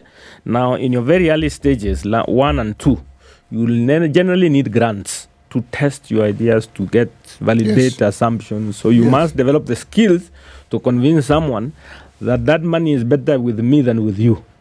And I will make you look good by that which I do using your money. Yes. So I have to build a skill for grant writing. Absolutely, yes. And institutions, for example, like the National Research Fund, were designed specifically to do that TRL 1 and 2. National Research Fund of which country? Of any country. We have one here. This is why they were created. We have one here. Tutaenda hiyo into the details of it. But you're right. That early stages is about grants, it's about donations, it's about money from friends, money from family to help you test your ideas and get your assumptions right. Then as you move up, you start attracting angel investors, people who want a return for what you have. You move up the value chain, you get VCs who then also take equity and help scale your idea. So that in a nutshell, how it will move from level 1 to 9. Answered your question? Yes. Partly, yes. You see, the reason why I started with the grant writing is this. The discipline required to actually be able to write a grant, which even gives you 2 shillings. Okay. Then the rigors of meeting the requirements of the person who actually gives you the grant. It's a process that is exceedingly valuable. So that by the time somebody has written a couple of them, they will have the gravitas to be able to actually understand, one, how you handle the funds, that how you actually put it into things you have said you will do. Mistakes will be made along the way. Why am I saying this? Because this is what grows on to what you've said, the 9, where now you get to a point where you even have an institute, meaning you've gotten the sort of funding. And if you're within an institution, that gives that institution the sort of reputation that enables it to create partnerships and also to get more money. Now, you're right. I don't see it happening with our universities. That's where I'm going with this discussion. I don't see it, which means it isn't being done enough. Now, tell us how it is that you and the entity that you are CEO of helps our institutions. It doesn't have to be a university, it could be a TVET. How you help them understand this process and how they can inculcate it into the process of learning that students have from the time they come in. So it's not just learning to look for a job, no. Learning to create ideas that can actually make you money. Super. So thank you very much. Now, as an institution, my job is to make sure that these institutions are doing that for their beneficiaries. So even before I go there, in our assessment of the institutions, we have level 1 to 5 in terms of how we assess the institutions. All universities that we worked with in Kenya are either level 1 or 2 in terms of their maturity level as an entrepreneurial institution. Why are they level 1 and 2? Several factors, and one of them being their capacity to train the student to attract money. Yes, the human resource that is necessary to bring this to pass, yes. There you go. The teaching and learning, how it's done to produce the entrepreneur. They have all agreed. By the way, it was a self-evaluation. It's not me who evaluating. It's self-evaluation. They evaluate themselves and they agree that we are actually at a fairly early stage. Now, after that, what we say is let's now help you to rethink the way your teaching and learning is taking place so that you can build more entrepreneurs, people who can attract money, among other things. Now, I cannot come and train all the 60-plus universities, but you have to build the systems internally. I will tell you what it means to have a good program that builds capacity in the young people. All right, and you implement it, and then you evaluate yourself, and I will also do evaluation, and we also do some peer evaluation. So the answer lies in getting the right partners at the implementation level and build the capacity of faculty to ensure that they can teach their students more appropriately. So one institution can't do it all, but somebody has to check someone else whether they are doing it right or not, and tell them what you need to do in order to do it right. And I do engage vice chancellors all the time about how would you ensure your system does it better, because you hold 10,000, 20,000 students around you. And we've worked with a number of partners to try and help review how the teaching and learning is taking shape, and then we evaluate again after another year. It's not an easy thing, but we have to keep doing it, and we must do it. Do you insist that there must be an end goal for students and faculty in this respect? I am drawn to the example of Estonia, where they have a similar system, but part of the innovation is to source the funds, but also have a project which should be working by the time you actually exit that institution of learning. So meaning, when you exit, you can actually be self-employed. Correct. Okay? So it's actually practical. Now, this is not an idea you want to start when somebody goes to a higher institution of higher learning. This is something that somebody needs to be taught at an earlier stage. At the earlier stages, yes. So that when they get to university, it's just a continuum at a higher level. I'm saying this because if I look at something that hit our papers a while back about Kenyan students who were writing papers for people abroad. Successfully, not just writing, successfully. Well, it's innovation. So it means they can conceptualize, they can think, and they can write. How do you harness these talents at a younger age so that by the time they get to institutions of higher learning, all they're doing is now fine-tuning these skills that they had? So you've mentioned several points in there. One of them being, how do you ensure that students are not just completing academic outputs, and instead they are producing ventures? Now, unless you have to direct that effort, and that's a decision that the university has to make. And I have engaged the Commission of University Education, for example, around the policy and the framework for teaching. So we call this venture-based learning or problem-based learning. All right. So we'll say, you're going to sign up with a problem. No, problem-based learning or problem-solving-based learning? We call it problem-based learning as a jargon, but it's about solving a problem. Okay. Yeah, so it's problem-solving. That's correct. All right. So you start with a problem, and you spend time to make sure you understand the problem. What problem could we be solving? Because it's a project, and it has to be a venture at the end. And ventures are about solving specific challenges in society for which people want to pay for. All right? So if people have a pain point and you solve that pain point and they feel relieved from that pain, they pay for it, not once, but twice, and they become repeating customers. So that model has taken off. Not many universities are implementing, but Dedan Kimathi has actually begun to implement the venture-based program. So it's a master's program, and you come out with an enterprise at the end of it. Whether you choose to run with it after that, that's debatable, but a number of them actually, once you've created interest and exposed them, and it must be intrinsically motivated to solve that problem. So they must be very excited. They learn how to build the right teams, how to have complementary skills that will then tackle this and build an enterprise out of it. So that has already taken, that's part of what we evaluate institutions, that how are you shifting more from academic for purposes of producing a thesis to, I'll give you a classic example. When I was at University of Nairobi and I've taught, I started this program where I would say, I was teaching computer science students. I have everybody working on a small project. I said, why would you all work on a small project and then after 6 months you hand a report and you go away? Why don't we organize you in teams and you create an ERP?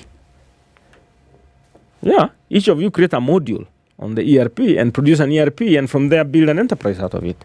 In fact, the other day I was beginning to ask how many universities are using a non-Kenyan ERP. And it's mind-boggling. What an ERP is to our enterprise resource planning system, which is one that enables you to manage an organization end to end, from procurement to finance to human resource to, Now, building such a system does require your ability to understand an organization and then create something that enables them to track the data all the way to sales and so on and so forth. And the amount of money that we are spending on ERPs that are not developed locally is mind-boggling. I'm not here to mention numbers, but it is worrying. It's a worrying trend because we are always buying a solution from somewhere out there. And those are the opportunities we should be creating for the youth. Every other day we say that the youth are amazing, very talented, but they should not always work for someone. We create an environment for them to create these kind of solutions. And I have tested that environment. Now, on the issue as to can you come earlier in the growth of a child so you expose them? Absolutely. That's part of why CBC was being created, to diversify the thinking and create more interest in entrepreneurship. I just looked at the Vision 2030 and I learned that the dream we have is to have a dynamic and empowered youth in leadership and entrepreneurship for a globally competitive country. What exactly does that statement mean? Thank you. The depth of it, whether you're building your next generation to become effective leaders and entrepreneurs. And that effectiveness, I feel we still have a lot of ground to cover in the way we build our young generation to be more entrepreneurial. So you're right that at earlier stages, there are many players who are active, institutions like Young Scientist Kenya, to try to build more entrepreneurial mindset at the early stage, so that by the time you get to college, you are more about building practical solutions for society. Let's take a break at that note. Dr. Tony Omwansa is the CEO of the Kenya National Innovation Agency. Basically, your main mission is to make sure that you're encouraging people to come up with ideas and to move those ideas from just their head into something that's practical. Correct. Many will fail, and then there are those that will succeed. And those that succeed, that's what we're looking for. Correct. So you need that environment to be working. Absolutely. Okay. Absolutely. We continue this conversation shortly. 29 minutes to 10. Let's take a look at the weather, and then we come back. This is the Situation Room, the only way to start your day. What? My head is aching, shoulders paining, and it's like I'm adding weight very fast. Now, by the way, see, I thought you are... Nilifikiri umefanya ile kitu. No, I know what you are thinking. I'm not pregnant. Not now. Now, when you haven't heard about Aga Khan Hospital, they have a wellness program. Aga Khan University Hospital has made medical checkups more available through their subsidized wellness package at 9,950 for a comprehensive medical checkup. Don't wait for a health scare. Do your health check at the Aga Khan University Hospital clinics in your neighborhood today. Get your vitals checked today. Call 0111 011 888 for more information. SpiceFM, Nyeri. The weather with SpiceFM. It's 17 degrees now in Nairobi. It's going to be a sunny day. Highs of 25 and lows of 17. Malindi, sunny at 27. Mombasa, sunny at 26. Kakamega, sunny at 23. Eldoret, New City, 18 degrees and sunny. Nakuru City, 18 and sunny. Kisumu City, 23 and sunny. Nyeri Town, 17 and sunny. And then, sorry, I had just to put that. City, and then we're going to the town called Nyeri. Mogadishu, 28 degrees and sunny. Addis Ababa, cloudy and 16. Dar es Salaam, 24 at 16. Johannesburg is warming up, mostly cloudy at 10 now. Beijing, 34 and sunny. Paris, 18 and sunny. London, partly sunny at 19. Kinshasa, sunny at 21. Kampala, 22 and sunny. And New York, clear skies at 27. Sugar and spice and everything nice. Spice FM. spice up your life. Is clearing up on the major roads heading towards town. It's busy now in the roads inside town. That's what we see so far, all right? So if you think about getting into the CBD, that's where you'll find all the roads leading to, and therefore that's where you'll find the traffic. However, Kangundo Road around Umoja 1, there's an issue into Outer Ring Road. So I think it's this Matatus. It's that time. So Matatus heading out on the Kangundo Road, heading out. It's busy. Heading in, it's busy. Manyanja Road cleared a long time ago. Bunyala is still busy, and Uhuru Highway into Haile Selassie roundabout is busy. So just roads around the CBD now are the ones that are still busy. Mature, intelligent talk every morning. Spice up yourself.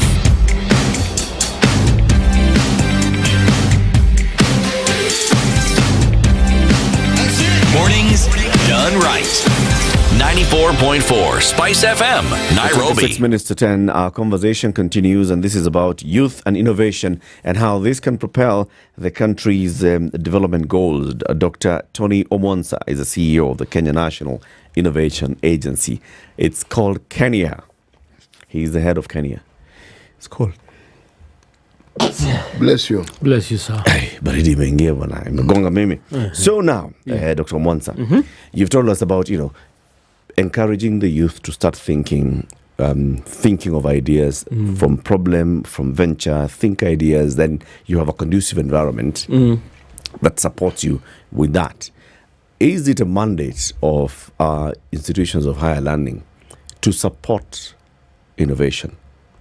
Are they well-resourced to support innovation? When we see all those, we see the hub at KU, we see Dedan Kimathi University, we see in the private universities, like you said, Strathmore University and others, where we see that, we see a lot of vibrancy in terms of, people just trying to come up with ideas and thinking ideas. But is it a mandate of all institutions of higher learning to have this? Very good question. It looked like you have... you almost became a professor. Bwana. Sasa, what is to educate? That's where I would start. And what I lack is a Latin word that is called educare, which means to bring forth. To bring forth the potential that there is in someone. All right. So you have these students that you've been given coming from all over the country around you, and you are trying to bring forth the potential there is in them. That's one perspective, that what I'm producing in you is that which you're capable of doing, and I create an environment for you. Now, we have people who run organizations later, who build organizations later, and that nurturing of their potential happens in an education institution that provided the environment that they needed, the pieces and pieces they need to test themselves and develop the entrepreneurial capacity. The second thing I want to lay as a foundation to your question is Education 5.0. Now, Education 3.0 means you do teaching, you do research, and then you do community development. 5.0 means now you start thinking entrepreneur, you're thinking about innovation and industry. So, you see, education as was originally conceptualized as a conveyor belt, whereby you put people at the beginning, you give them a test, you tell them something, process them something. And by the way, the person who created the education system was informed by the industry, because industrialization happened before education, formal education system. That's why you will put the same number of children in a class, same age, process them, evaluate them, move them to the next one. That is industrial. Ukifika pale mbele, ukisema uni mujinga, unamutoa, unamrudisha, because that's a reject in an industrial environment. Then you move a few to go to market. That is, you become a professor, the cream of society. That is how it was conceptualized. But if it's the essence of education is to bring forth the potential there is in people, we have all globally gravitated that it is a responsibility of the institution to build the entrepreneurial capacity of a student. Not all of them will become, but those who will should be supported to be so. All right? Now, whether the institutions have what it takes to do that is an ongoing journey.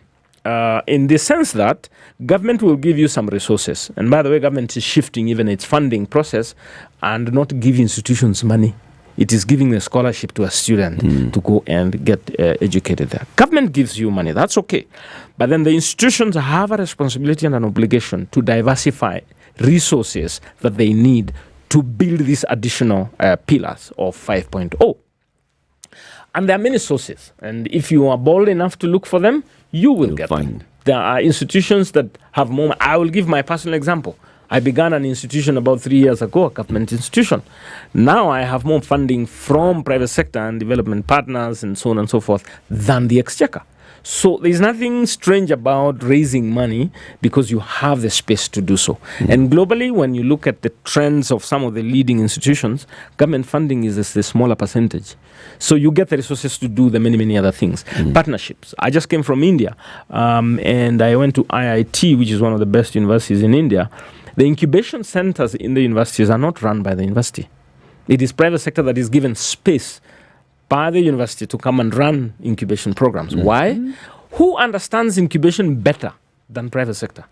I have a big problem when government tries to do everything, including trying to nurture, run incubation programs and so on and so forth. Bring private sector into the equation. You will save money and you'll get better outputs. Because they're motivated. They are motivated, and that's their core business, is to build enterprises. Me, as a university, maybe my core business is to educate, right? Yeah. Then just synergize with the right partners and they will run that for you. Okay. Yeah. When the youth innovate or when they're coming up with ideas, do they understand that ecosystem? What happens? So I have an idea, I want to build something, I want to come up with this is the problem, and I am coming up with a solution for it. Do they understand what it takes? Or, because that's where now you'll be like, okay, so how will I benefit from this? How will I make sure that I'm not telling so-and-so so they run away with my idea? How do I protect my idea? How do I fund my idea? How do I grow my idea? And the kind of support that I need. Many people wonder why I talk about institutions of higher learning a lot when I speak about innovation.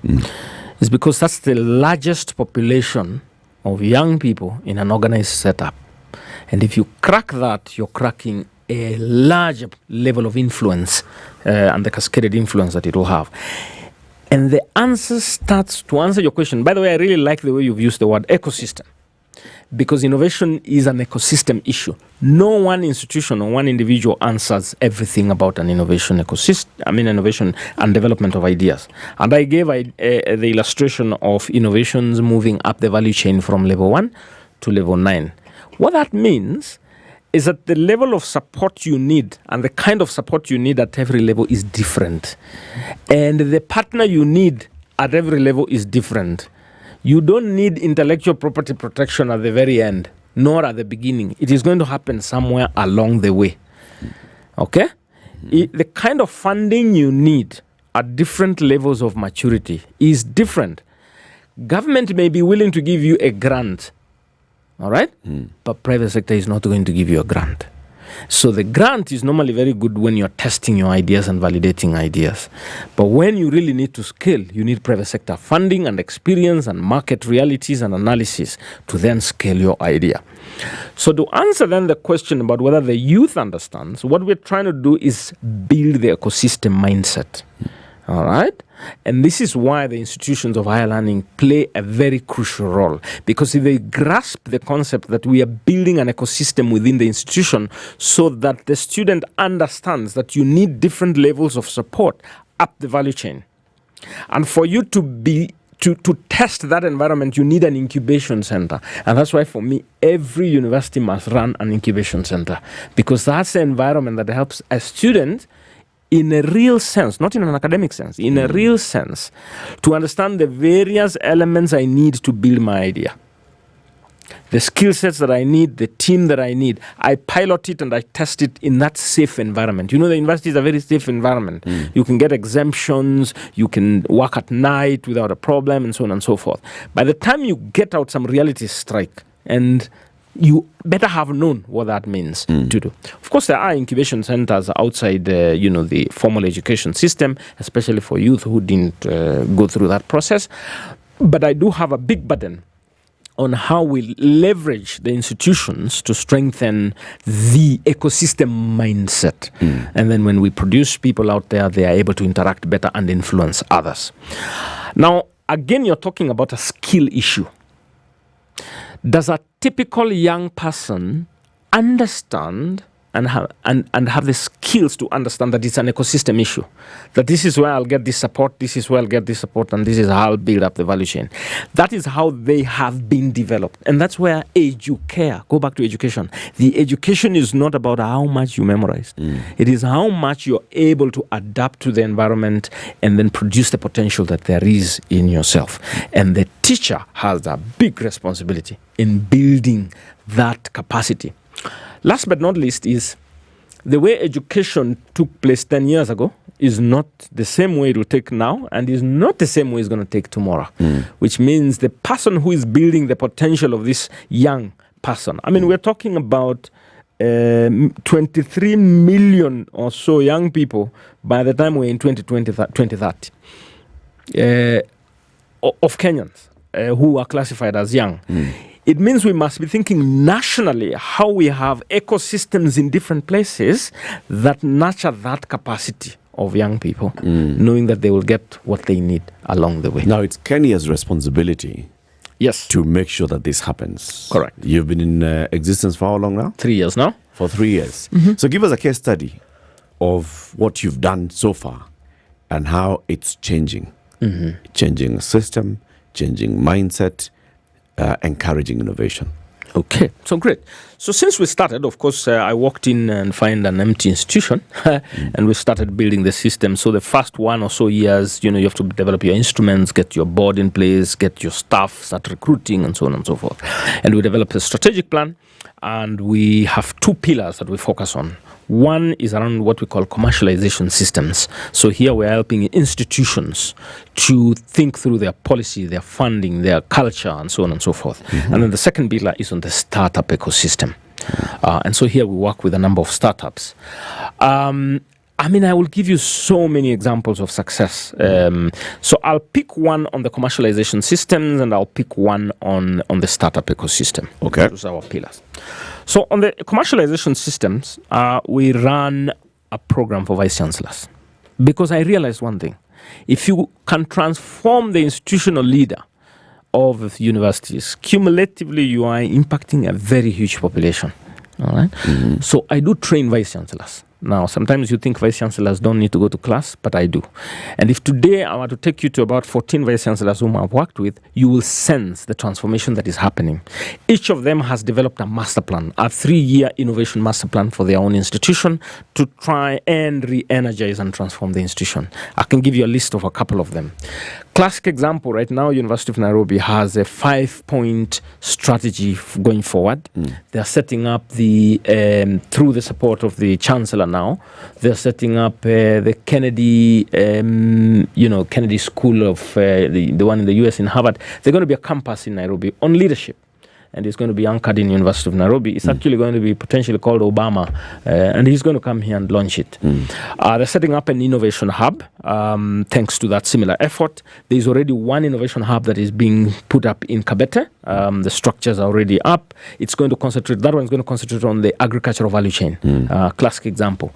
I would take you to, I'm taking 14 vice chancellors to India next early October, because they're part of that training program. It's an experiential opportunity. We're going to immerse ourselves in IIT. I can tell you for free, the mindset of the institutional leadership is changing, and they're taking action about it. All right. I'll come to the startup ecosystem kind of support. We now are very close to attracting close to 14 billion from Africa Development Bank, specifically for the startup ecosystem, around funding, supporting very promising ideas. And we have just attracted some funding from IDRC as well, kind of closing down on that one. Another program with JICA, who have, what I did is we developed a 10-year innovation master plan. That's where I kicked off this from. And the president was gracious enough to launch it. We do run an annual Kenya Innovation Week. So the president came and we kicked off a 10-year innovation master plan of what we think we need to do to transform the ecosystem. 1, skills. 2, infrastructure and access to funding. 3, access to markets. 4, policies. And so we then translated that into specific programs, and a number of partners have come on board trying to, jumpstart the efforts. When government defines a direction, you easily get a lot of partners around it. On that same space of startup program, we created what we call a Presidential Innovation Challenge and Award. And that we kicked off last year. We had quite some funding, about 70 or so million to kick off the pilot. And we ran a national program saying, hey, do you have an amazing idea? We will give you funding and we'll give you support. And by November last year, we had the best winners from 30 counties who successfully met the requirements. And then each of them at national level now, the top were getting 5 million, and then the county ones were getting 500,000 or so to jumpstart their innovative startups. And now we're providing a lot of support, mentorship, coaching and holding. We've looked for a number of industry players who are providing that support. And I would say that's a classic example of a scouting mechanism, a nurturing mechanism, and releasing mechanism. And I hope that we will scale these initiatives as we go forward. 2 questions. Go ahead. The VCs whom you will take with you to India. Yes. Immerse them into this whole ecosystem. Yes. In the hope that thought processes and whatever else goes along with it will be changed to cater for these changes that you want. How will you measure the understanding and the measurement? What is this output that you will want to see that will then inform you that indeed change is happening? Yes, and then that visit was not a waste of time. Okay. So, skills is one thing I mentioned in our 5-pillar strategy, of innovation transformation. And skills starts with a child or a youth or a grown-up or an institutional leader. So skills, we understand why we have to keep doing skills here. But then skills is not an end by itself. Skills, it's a means to something.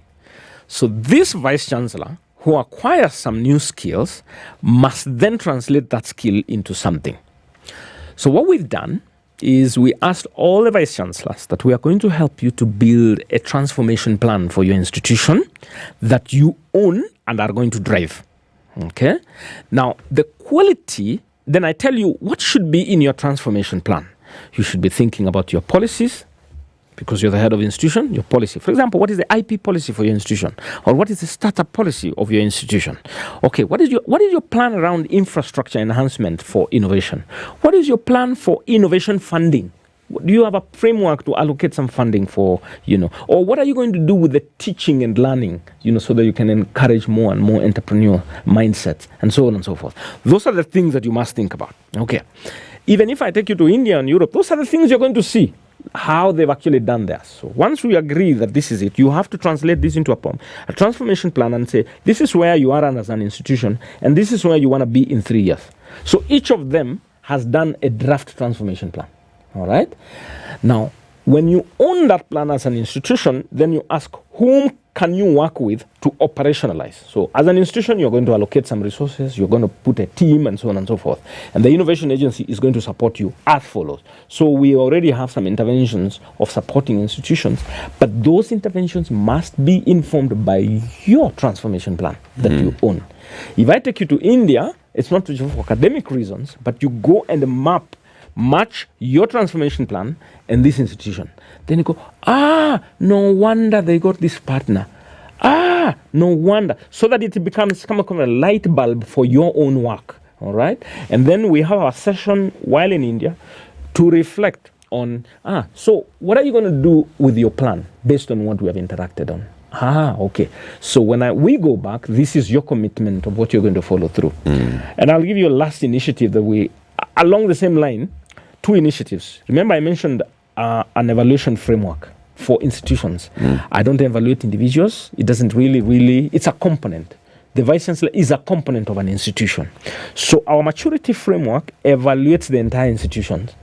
So when all the institutions came to me, and the Vice-Chancellors were seated there, and we all agreed that all your institutions are either level 1 or 2. None of you is level 3, none of you 4, none of you 5. So here's the thing. I will be coming back to do another evaluation, 6 months, 1 year. The change that will happen will be as a result of the decisions that you make as a head of institution. And in order for you not to say that you don't know the changes that you will make, I'm going to take you to an environment where you will see where change has actually happened. So there's a follow-through. So for us, we follow through that maturity framework and evaluation. Secondly, we're going to be hosting another breakfast meeting for chancellors. right? So the intention here is, chancellors, you are the one who provides strategic direction for the institution and hold the vice chancellors and the rest of the team, councils and the like accountable. So once a year, we're looking now to engage, and they are the ones who tell us, how is your institution doing and how does... So sense of accountability has to be there across the board. So a trip is not just a trip. It's a means to something. Yes, the executive and the leadership, yes, have gotten the exposure. Good. They're not the ones who are going to do the back-breaking work. And I have the answer to that. Yes. So for every institutional leader, we said, you've got to give us a team of 3 minimum. The best of your brains who can help you with this journey to translate, to follow through the specifics. And we call that institutional working group. All right? And so the head of institution thinks through, and every so often, every quarter, we are holding meetings with the council. By the way, we've built something we call an Kenyan network of entrepreneur institutions. And we've invited these institutions to participate. And whenever we hold council meetings, each institution must bring their key focal persons for operationalization.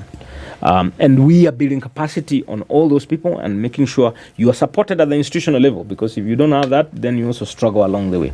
So there is a team for implementation, and it is also held accountable by the innovation agency. I can hear what you're doing, Dr. Yep. You're going systemic. You are institutionalizing this idea.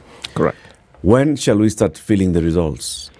When shall we start getting value for money from Kenya and people knowing, all right, so yeah, it's because of Kenya that now we have this, we have youth in creating employment, we have more money getting into our GDP. Okay. Classic example, I was in a meeting with Britam yesterday, the head of innovation efforts in Britam.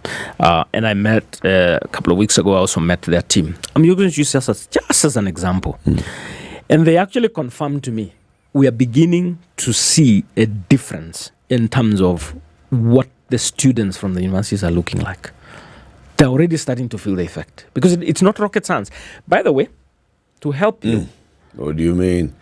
So how? How? In terms of how the students think through the challenges that they are solving, the solutions that they are creating, the mindset, all right? Remember I said it's about an ecosystem. So the students are beginning to be more dynamic in the way they think about their problems. You know, when I was in university, I used to have students who come from computer science department, 3 of them, and they're trying to create an enterprise. And then you say, you need complementary skills.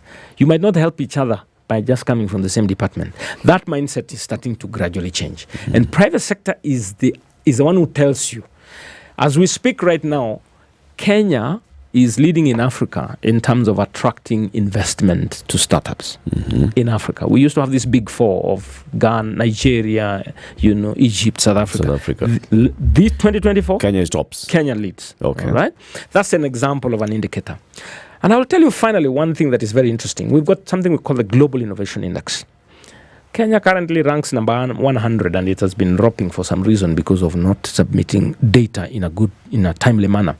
But when I went into zooming into what is it they are measuring, I realized that we perform very well on the outputs, but not on the inputs. Inputs could be infrastructure, policy, funding, and so on and so forth. Outputs is the creative solutions, the startups, and so on and so forth. So we're doing very well on the outputs, but not very well on the inputs.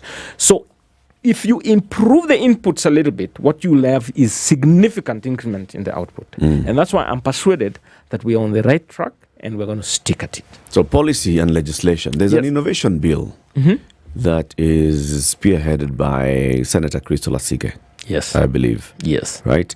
Have you interacted with this bill? So this bill is actually called a startup bill. Startups bill, There we go. So the startup bill, actually, if you study it, was crafted around the innovation agency. So when Governor Sakaja was a senator, he was fairly involved in that process as well. And the innovation agency is the anchor of that startup bill. And sometimes many people ask, okay, so why an innovation agency? Why not a department? Why not a department? Or why not an MSME agency and so on and so forth? The word startup is different from, it's not about starting up. is about having an innovative, potentially scalable solution that can employ very many people and generate a lot of wealth and attract investment. You know, MSMEs generally don't go that route. They have their place. If I have a small shop and that's okay, I can reproduce another one in another town, but I never necessarily want to attract to become VC. a supermarket. Exactly. Maybe I may become a supermarket, but theoretically, I mean, conceptually, you're not trying to become a supermarket. You're not trying to attract VC funding and so on and so forth. So that's why we initiated the startup bill, so that we can think through the incentives for an innovator, the incentives for a startup, the incentive for a VC, a funder, and so on and so forth. And that value chain is unique in its own ways. So the answer is yes. At the heart of that startup bill is actually the innovation agency. And we've spent a lot of time trying to educate people. And part of the reason why I think we have not really gotten into law is because a lot of stakeholder engagement was necessary. It's a new language to a number of policymakers and practitioners. But I'm persuaded, just like a few other countries, we're headed there. Well, it's a language that you need to keep talking, because there are those who get it and there are those who are hearing you for the first time. Somebody saying, there's an agency like this one called Kenya. Yes. The Nairobi is saying, what is Kenya? It's a state corporation. Yes. Since when? What is it? So it's a language that you must keep doing. Absolutely. And then people will believe or will get to understand when they start seeing direct results and tying those results to the agency. To the effort, right. Thank you very much for joining us today, Dr. Asante sana ndugu yangu na kiongozi. Dr. Tony Omwansa, the CEO of the Kenyan National Innovation Agency, has been our guest. Thank you for tuning in to Kenya's biggest conversation today. Tomorrow, God willing, we'll be back. Have a lovely day. 10 a.m. See you then. Spice up your life